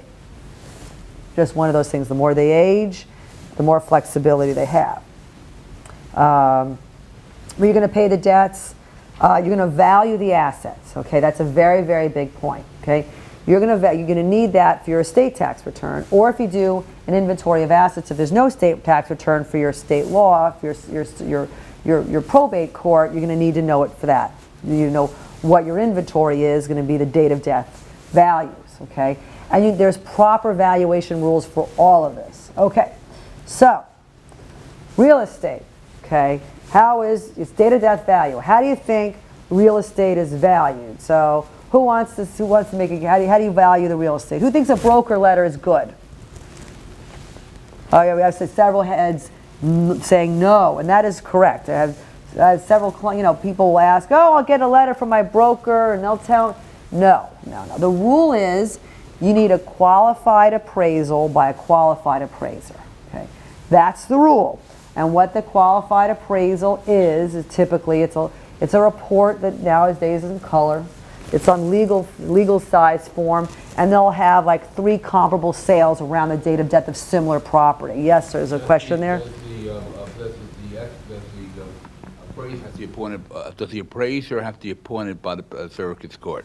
No, the appraiser does not get appointed by the surrogate's court. That is the job of the fiduciary. The fiduciary's job is to value all the assets, and the fiduciary's job is to get them appraised. As an estate attorney, I have all those folks have relationships with all of them. So if I need businesses appraised, I need tangible personal property appraised, I need securities appraised. I have people lined up that'll do it, and we'll do it according to law. Because if you do it according to law, it decreases your profile for audit. Decreasing your profile for audit is good and value added to the client. So you have your real estate appraisal, comparables. They'll look at sales that around the date of death that are similar in nature to your property. So if you have a 2-bedroom co-op, they'll find other 2-bedroom co-ops in that area around. And then you'll see in there adjustments, like someone had a renovated bathroom, someone didn't. Someone was a higher floor than the other one. Someone, so they'll adjust for that, and they'll come up with your date of death value for your real estate. Okay. What about businesses? An interest in a business. You're going to typically get that done by a business appraiser. Okay. Especially if it's a closely held business. Okay. I mean, we could have a whole conversation about business appraisals. But just know, that that's typically done. Again, a qualified appraisal by a qualified appraiser. Okay. If it's not, you're going to raise your chance of audit, and then the IRS has their own people that they have engineering that they will then appraise it for you. And they'll tell you what the value is if you don't. Better for you. Okay. Securities. Anybody know what the rule is for valuing securities? How many people think it's the closing value for your stocks? It's not. It's actually the mean of the high and the low. And what happens if you die on the weekend when there's no high and low? It's actually the mean of the means. You have the high and the low on the Friday, have mean number 1. You have a high and a low on the following Monday, mean number 2, and then you take the mean of the means. Okay? And so that'll be your valuation for your securities. Now, what a pain would it be to have to, if you have a portfolio of 100 securities, to find all that stuff out. There's actually valuation services out there that'll do that for you. Okay? You'll give them the statement, and for a couple dollars, they will then give you a report, and you can attach that report to your estate tax return. I use EVP, Estate Valuation Pricing Services. It's not a commercial for them. I know that the IRS has used them, so why not use the one that they use? But there's lots of other great ones out there. They will also report as well accrued interest, because you need to have accrued interest for date of death, and the dividend rule, okay, a funky little dividend rule. So you're required to report on your estate tax return dividends declared before death to shareholders of record before death that are paid after death. And those, the EVP, those were the valuation reports, will put that all on there so you don't have to look it up. It is well worth the money. Okay, yes? So we have a few more questions from online. Oh, okay, sure. Not sure if this is within the scope of the program or not, but when can creditors go after the estate, and can distributions be put back into the estate so judgment creditors can reach them? Okay, so, I don't do litigation, but I do know a little bit about that. The way, and again, I guess the general answer is it depends on that particular state's law, how that particular process works. I know New York process. Generally speaking, a creditor would file a claim with the fiduciary, and if necessary, bring a proceeding in the surrogate's court to get paid or determine their claim if the fiduciary says no. So, it's kind of a fun little rule that I learned in New York. The way it works is, you have your creditor file a claim and send me a claim in the mail. It's like, okay, here's my claim from, credit card company for $10,000. Pay it. Now in New York, they file with the court and they give me a copy. I don't have to do that. My fiduciary, the claim is actually deemed rejected if we do nothing. And I don't remember if it's 60 days or 90 days, but it's in the green book. But if my fiduciary doesn't pay it, it's deemed rejected after a certain period of time, which means the creditor has to then hire a lawyer in New York to start a proceeding in the surrogate's court to prove their claim. And if they do get a judgment, there is transfer liability. You have your fiduciary, and they can go after the fiduciary because they're personally liable under, there's a certain period of time that they may or may not be on the hook. That'll depend on state law. And if it's beyond that, there's typically transfer liability where they can actually go after the beneficiaries. But what does that mean? It means this claim better be really, really big in order for it to be worth it. And typically there's always discounts involved because that process is such a pain and expensive and time consuming. People are willing to say, what are you willing to live with? And I'll pay you now. That's just the reality of what works. Right, and we have one more, which is who pays the decedent's bills prior to the opening of the estate's account? Okay, that's a great question, who pays the decedent's bills. Really what happens is that the family members will typically pay. Typically the fiduciary is one of the family members, but if not, the other family members will pay. And then as soon as we get a hold of the assets, we'll reimburse them. Okay, and that's very common. That's what I tell people. Save all your receipts and your bills, and as soon as we get a hold of the assets, you're going to get repaid. Okay, so we are valuing the assets. So going back on our appraisal question, yes, I have a question. One second. What happens in the situation where there's a surviving spouse, there's a will that dispossesses the surviving spouse, and no action has been brought to probate the will? How does the surviving spouse attempt to enforce her share of elected? Yeah, the spouse will have, each state will be different. That'll be based on state law. But in New York, the spouse will have the right to start a proceeding in surrogate's court to, get it going and get their right of election. But you'd have to, the practical answer is that state law controls, and very often you have to look at the county that the decedent died in, and even within a state, might have some minor variations with the probate court. Like this probate court likes to do it this way, and this one likes to do it slightly that way, and they're supposed to be uniform. They're supposed to do it all together, but in reality that's reality. People have their own way of doing little different things, so it's best to find out from that particular local court how they do that particular process. Okay. So we talked about valuing businesses, we talked about valuing securities, we talked about valuing our real estate, our bank accounts. We'll just go ahead and get our date of death statement, and we'll figure out what that value is by looking at that. Life insurance, we'll ask for a Form 712. That's required to be submitted with the estate tax return, and that'll tell you what you need to put down. And then for tangible personal property, you're going to get everything appraised. Okay, and even if it's, there are people that don't do it and just put something down, but if it's a taxable estate, I mean, technically that's what you're supposed to do. I'm just telling you, technically, you should have everything valued because that's the responsibility of the executor. Okay. So you've now collected the assets, you put it in the estate bank account, you put it in the estate, the securities account, then you're going to file the inventory at the surrogate's court, the probate court. You generally do that at the end. Very frequently at that point I've already done the estate tax return, and sometimes you can just file the estate tax return and not do the inventory. If you don't have an estate tax return, then you'll just do the inventory.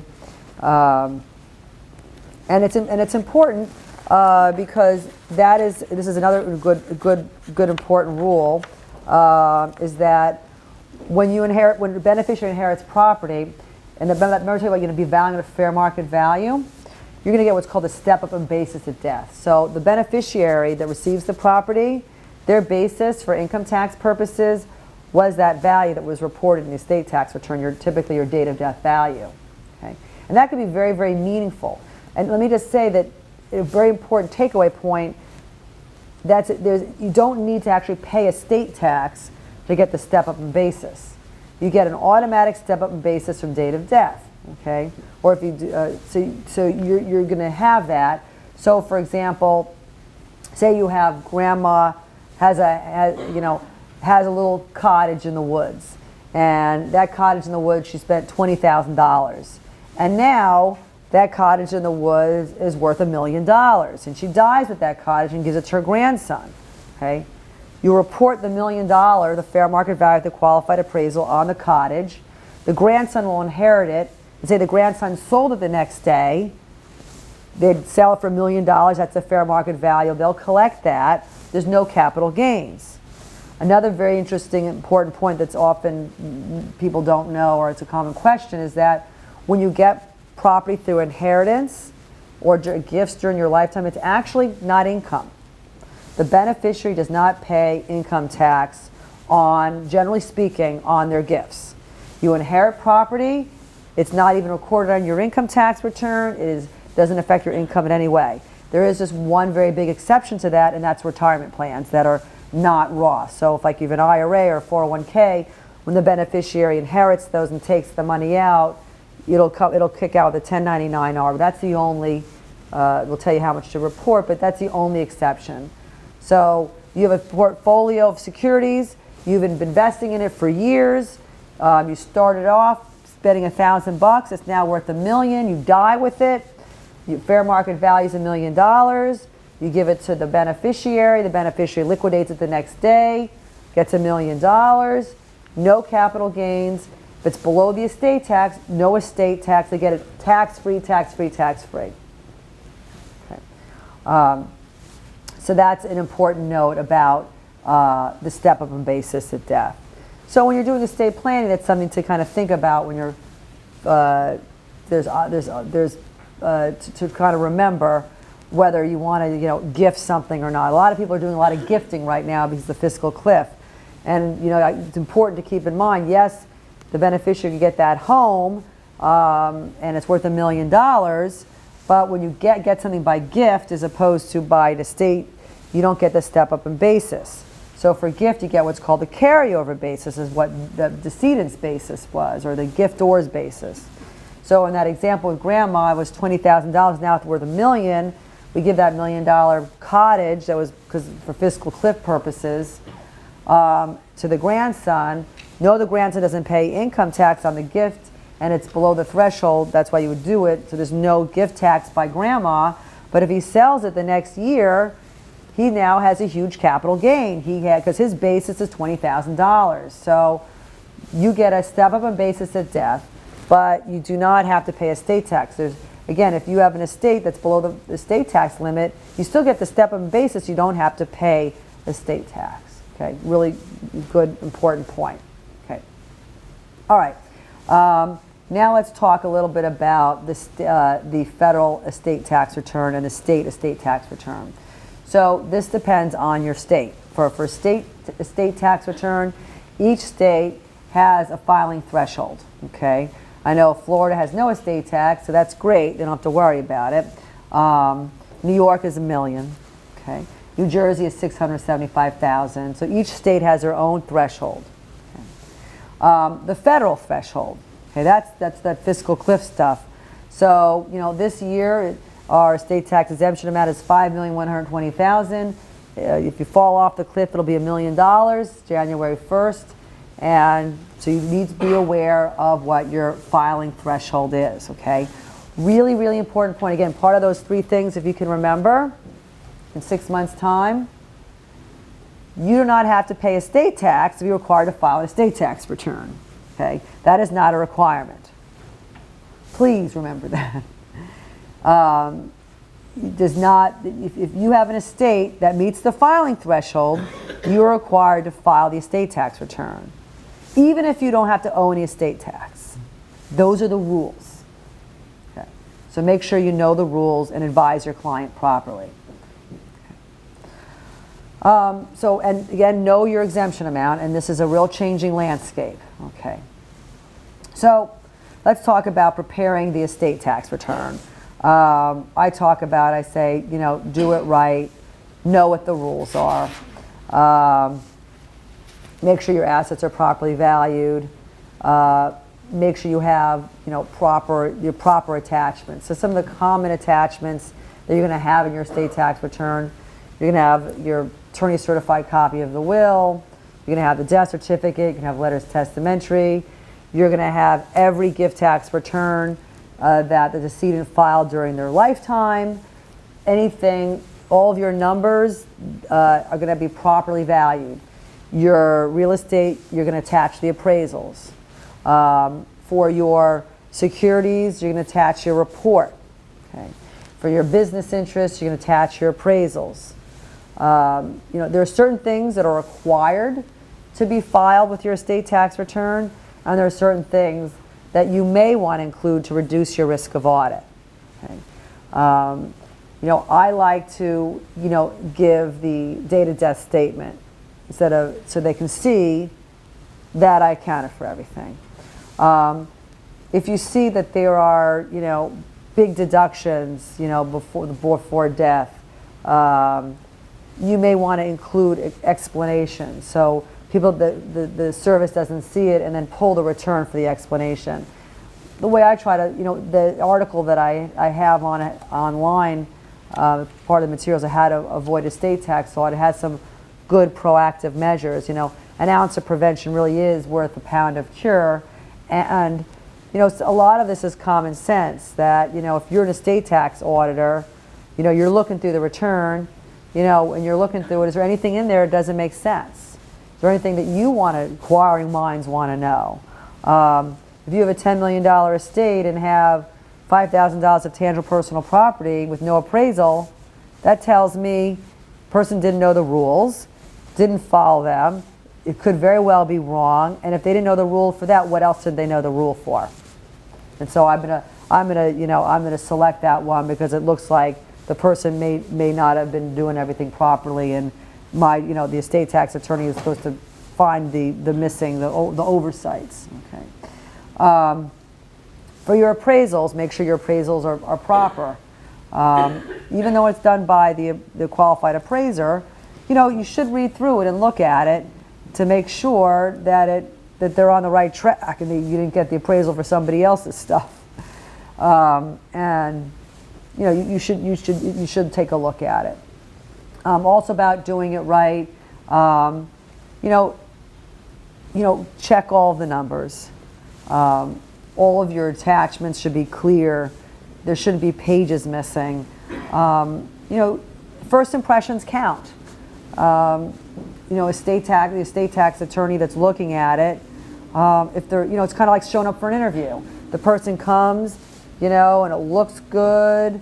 There's not coffee stains on it. All the attachments are there that should be there. It's a nice index to follow. Things refer to each other to make it easy for them to check out. If you go into the interview with a good suit on, a nice tie, and are prepared, firm handshake, look in the eye, you're going to do better than if you're showing up with sneakers, and in casual clothes. So appearances do count, and look at it very carefully and make sure you're giving the appearance that furthers your client's interest. Okay. So you're going to prepare the estate tax return. You're going to file it. Okay. Now you have focusing on the federal estate tax return. You get an automatic 6 months to file, automatic extension, a 6-month extension. You will get that in typically before you got to do it on time. When you make your estate tax payment, or if there is no estate tax payment and you still need more time to file, you got to get it in before your 9 months. And you just check the box, you just get an automatic extension to file. Sometimes you can ask for an extension to pay and you give reasons, but that's done on a case-by-case basis. Okay. Then, remember I said you file your estate tax return. As a practical tip, I always file it certified mail return receipt requested. That way you have proper proof you filed it on time. And I did have an instance where there was an estate tax return that was filed very close to the deadline, and there was taxes due, and they wanted to make sure it was filed on time, because if you don't file on time, there's interest and potential penalties, late filing penalties. So having that card to prove when you filed it, you've proven your job. Okay. You file your estate tax return. You do it by certified mail, return receipt requested. Then you start your waiting period for your closing letter, hopefully. That's the thin letter. Typically you see it 6 to 9 months, but as I've mentioned, it can take longer. Okay, and they can take up to 3 years. So, it is what it is. When you're doing your estate tax return, again, there's certain things you can do to minimize your risk of audit. If we have time at the end, we'll go through a few things in the article, but it is there. So let's just say we filed a return. Let's now focus on the distribution of the estate. And there are different types of bequests. So there's specific bequests. Those are items of specific individual identifiable property. So examples of specific bequests would be my grandma's tea set, my antique car, my watch, this particular piece of art. That's a specific, identifiable, and unique. Then there's general bequests, and that means that can be satisfied from any kind of assets in the estate. That's your typical cash. I give $10,000 to the American Heart Association. I give $10,000 to my niece. So that $10,000 bequest can be satisfied from any pool of assets. Okay. Another specific bequest, you have a real estate, because that's specific and identifiable. Then you have your residuary bequests. One of the things that I kind of noticed when I was learning about this stuff, I found that the residuary bequest, that's kind of counterintuitive. Kind of like, okay, I'll tell you what, I'm having a holiday party at my office, and I'm giving you the residuary of all the food tomorrow. So what do you think you're going to get? You're going to get all the leftovers, the broken cookies, the cold pizza, the flat soda. That's not the stuff you want, okay? But it's counterintuitive. In the estate business, the residuary beneficiaries are actually the main takers. They're the ones that are the most favored. They're generally the ones that get the bulk of the estate. So those are your main takers. Okay. So we have those different those different gifts. Typically, for my general bequest, my specific bequest, We can do a partial distribution. We have a creditor period where many states have that, where you don't want to distribute any assets before the creditor period is over for the protection of the fiduciary. In New York, that's 7 months. Then I will distribute it out, and I'll ask for generally a receipt, release, and refunding agreement. And that's, again, who am I protecting? I'm protecting my fiduciary. And again, I'll say it slowly: receipt, release, and refunding agreement. So receipt, the beneficiary says, yes, I received the gift that you gave me. Release, I'm releasing the fiduciary from all claims that I may have with respect to this gift that I received.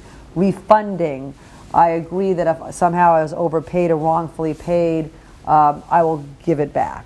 And sometimes you also have indemnification agreement, part of it too. I'll indemnify if there's any legal fees if I, in connection with this gift. The way it typically works, and again, I found this kind of funny when I was first starting out, is that you send out your receipt and release agreement, and the beneficiary signs it before they get their stuff. It's like, wait a second. So the beneficiary is saying they received the thing, their gift, and they're releasing and agreeing to refunding, and they didn't get it yet. Aren't you supposed to give the receipt after you get the thing? No, that's how it works. They send it and then you give it.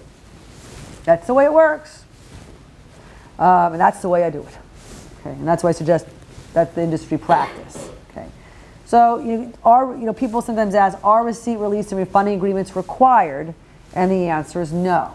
It is not required, but again, who are you working for? You're working for the fiduciary, and it depends. I do estates where I don't have receipts and release and refunding agreements for everything, especially if it's a close family, like if everything's going to the spouse, and the spouse is the executor. I'm not going to have them release themselves, or it's the spouse. The two kids one kid is the executor giving it to the children, and everybody's a close family. They don't want to spend time and money on it. That's okay. But if I generally have a disinterested family member, or if you have a corporate fiduciary, or a professional person, or a friend or a neighbor, there's a much higher likelihood that they're going to do it. And if it's a professional person, you most certainly know that they're going to do it. Okay? They want to get released. They want to know that the beneficiary is good with everything. Now, the receipts, releases, and refunding agreements are different when you have your residuary beneficiary. And that's going to now go into the accounting and settlement of the estate. So, when you're a residuary beneficiary, again, that's the main taker, you're going to be getting residuary, what's left over. So there's going to be an accounting to you. And the accounting is going to be, what the fiduciary collected, what they paid out, and here's your number. Okay? And they will give that accounting to that residuary beneficiary.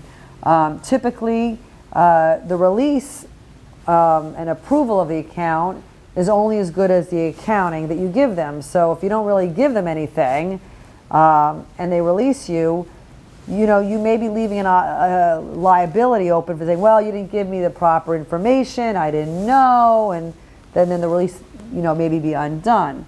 And there's different ways to do the accounting. So there is the informal, and then there's the formal. So informal is what I call, which is the more inexpensive way. It's generally cash sheets attached.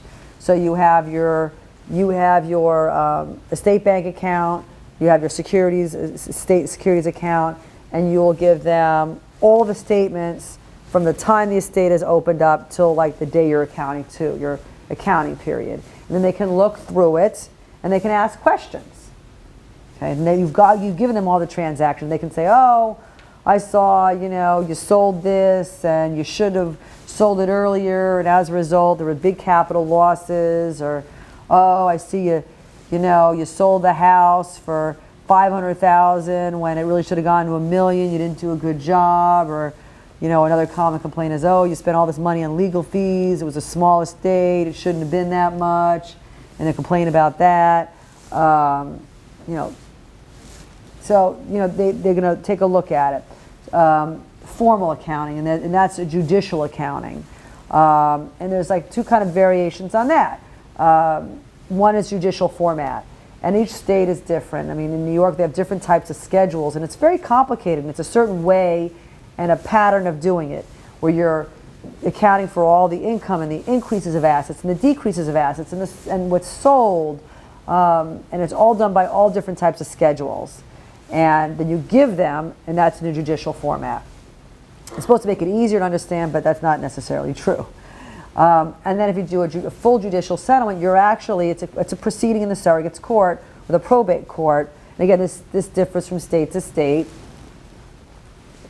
Where you are preparing your proper judicial format, you're filing it with the court, and then you're giving that package to the beneficiary with notice saying, here, beneficiary, you have a certain amount of time to look at this accounting, and then we're going to settle it. If you have objections, you got to file your objections before this time period.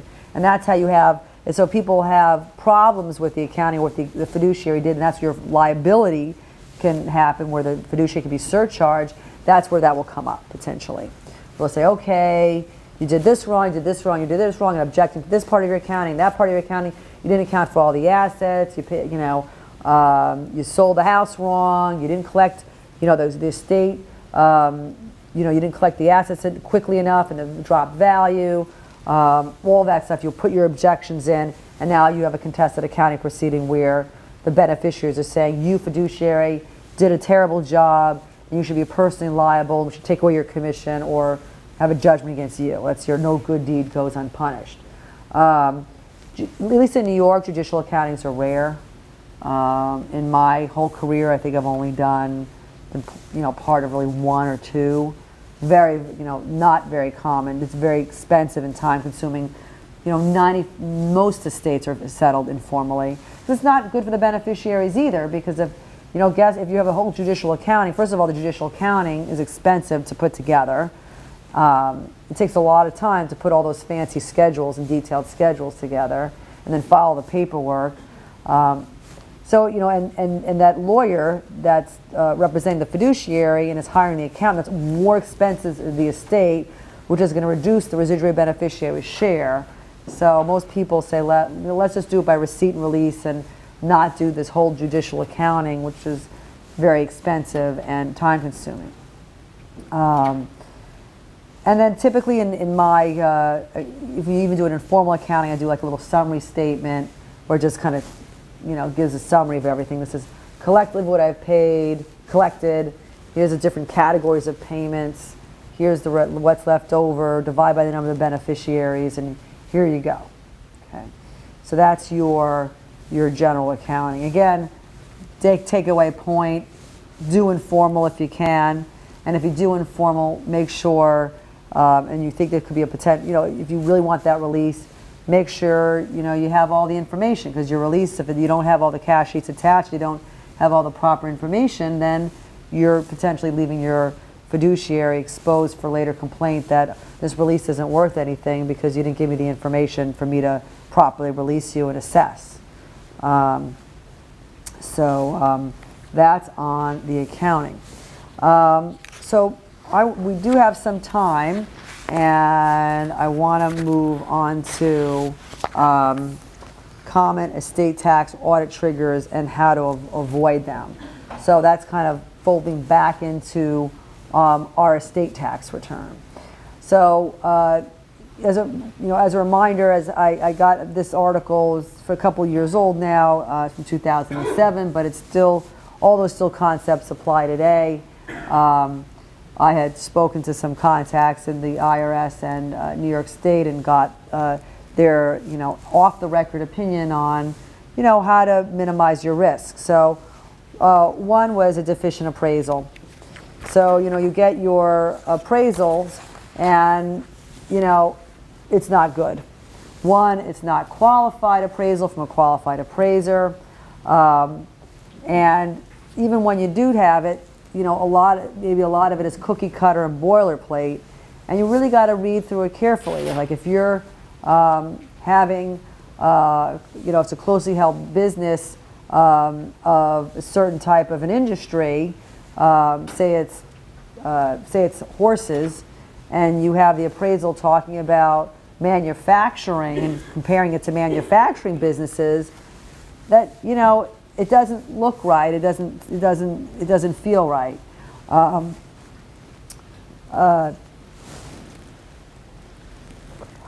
Also, look at the methodology. Does it make sense to you? And does that methodology match your particular situation? So if you have a company and you're doing comparable sales, you know, there's all different ways to appraise. They can do comparable company analysis. They can do discounted cash flow. You know, does it match your type of business? And read through it through typos. Confirm the math. One person had told me, you know, math mistakes, no matter how bad or how trivial, excuse me, can really call into question, you know, how carefully your appraiser did the work. And one person actually told me that their understanding was that their experience has been that 25% of the appraisals have some sort of math error.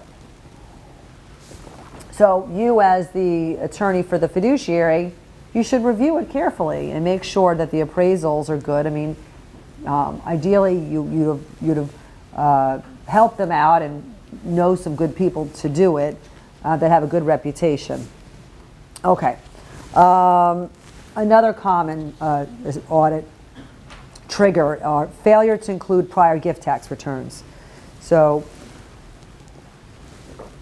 one of the things I had mentioned is that you are required, the fiduciary is required to have, you vote to submit all of your gift tax returns that you have ever done for your entire life. It's your requirement to do that, to find it. This was a very common mistake that the 709s, the gift tax returns, are not attached, and they need to be.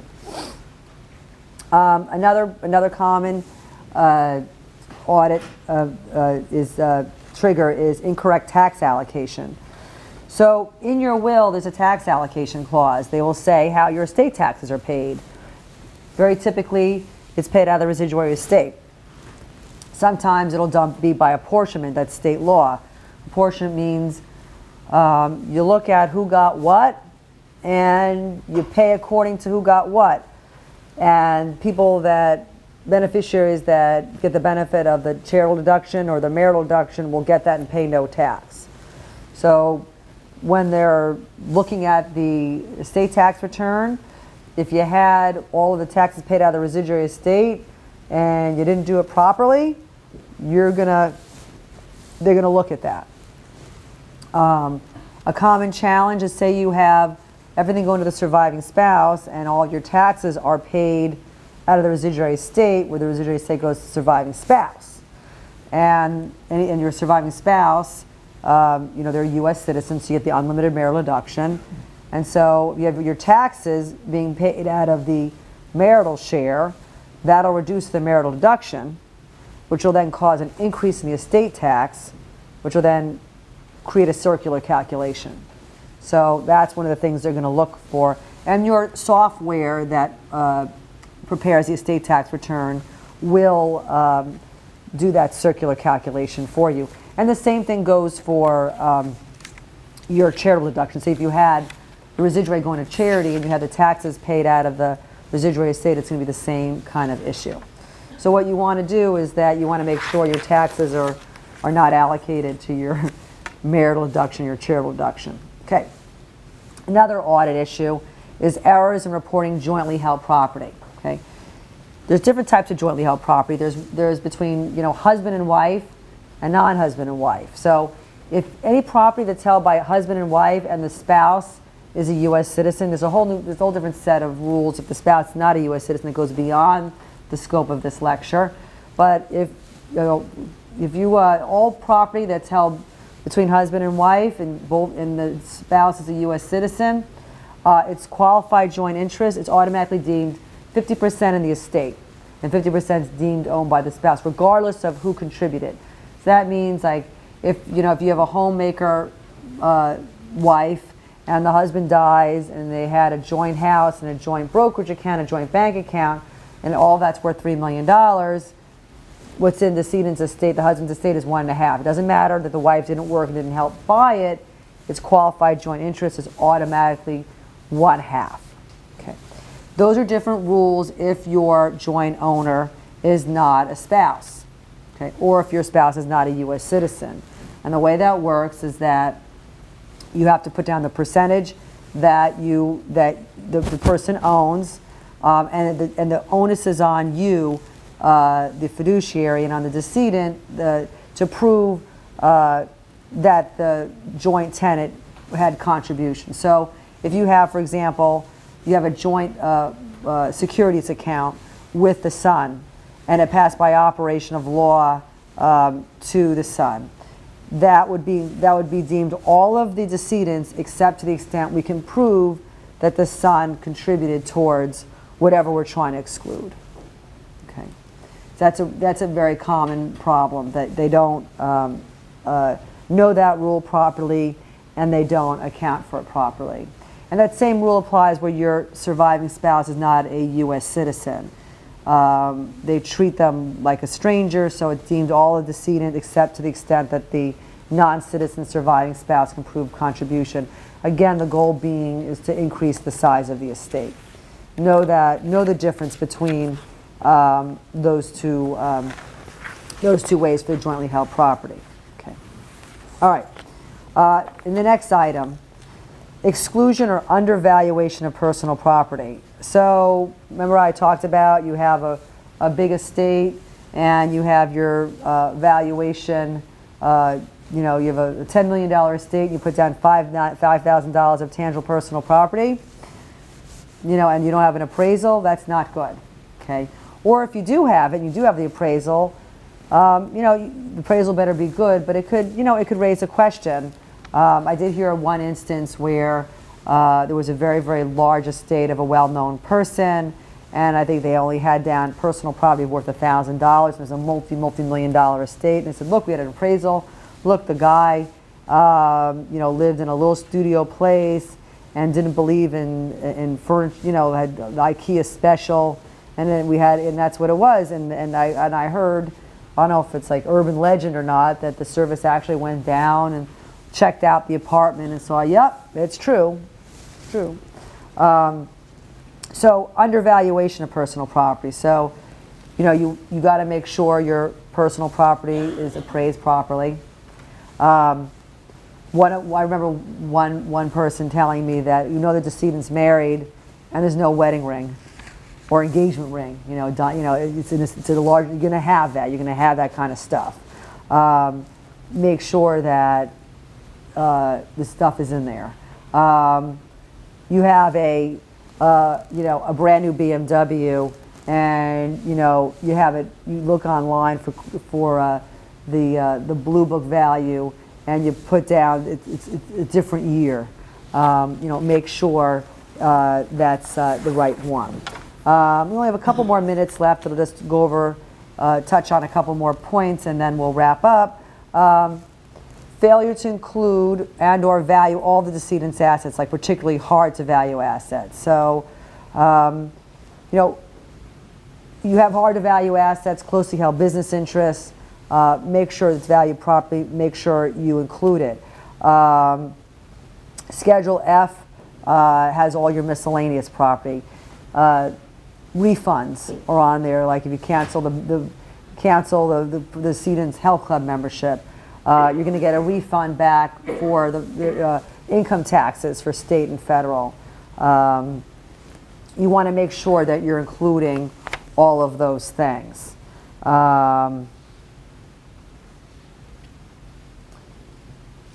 Also, say you have unresolved litigation.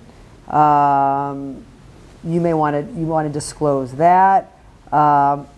Say that there's a lawsuit, the decedent, it's like a wrongful death action, and that's a potential asset of the estate. You would have that potential recovery valued, and you need to put it down. Another item, failure to provide an explanation of a lower than expected value.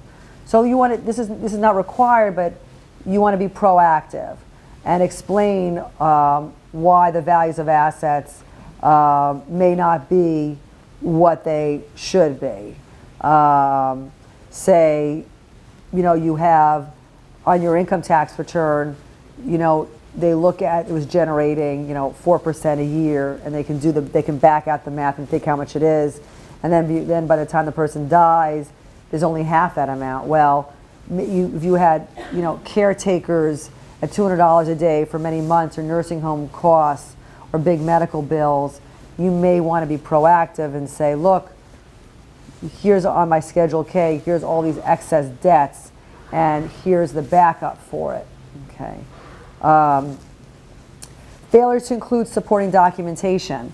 On the 706 instructions, there's a checklist on certain items that you must give. So it is a good idea to look through the checklist and make sure you have all those things. So remember, I had mentioned the Form 712 for life insurance. I've mentioned prior all gift tax returns. There's lists of items there. And I'm just going to mention two more. And unprofessional appearance, I kind of touched on that a little bit. That was emphasized as well in the article. You want to put your best foot forward. Make sure all your pages are there. Make sure all your they're clear. Your attachments are there. They're in order. They're properly referred to each other. You want to put, you want to interview well. Just think about it. Make sure you have a good suit, because think about it, the IRS estate tax attorneys, they're people too, and you have one really nice estate tax return with appraisals and bound nicely and easy to read and easy to understand, and then here you got a bunch of stuff that's stained and just clipped together. It just doesn't look good, And then the last part is to proofread. Proofread your 706 carefully. The number one mistake that was reported is that transposing the decedent's Social Security number, and that could create a problem when it's being filed and entered into the system. So make sure you proofread all of your numbers and information correctly.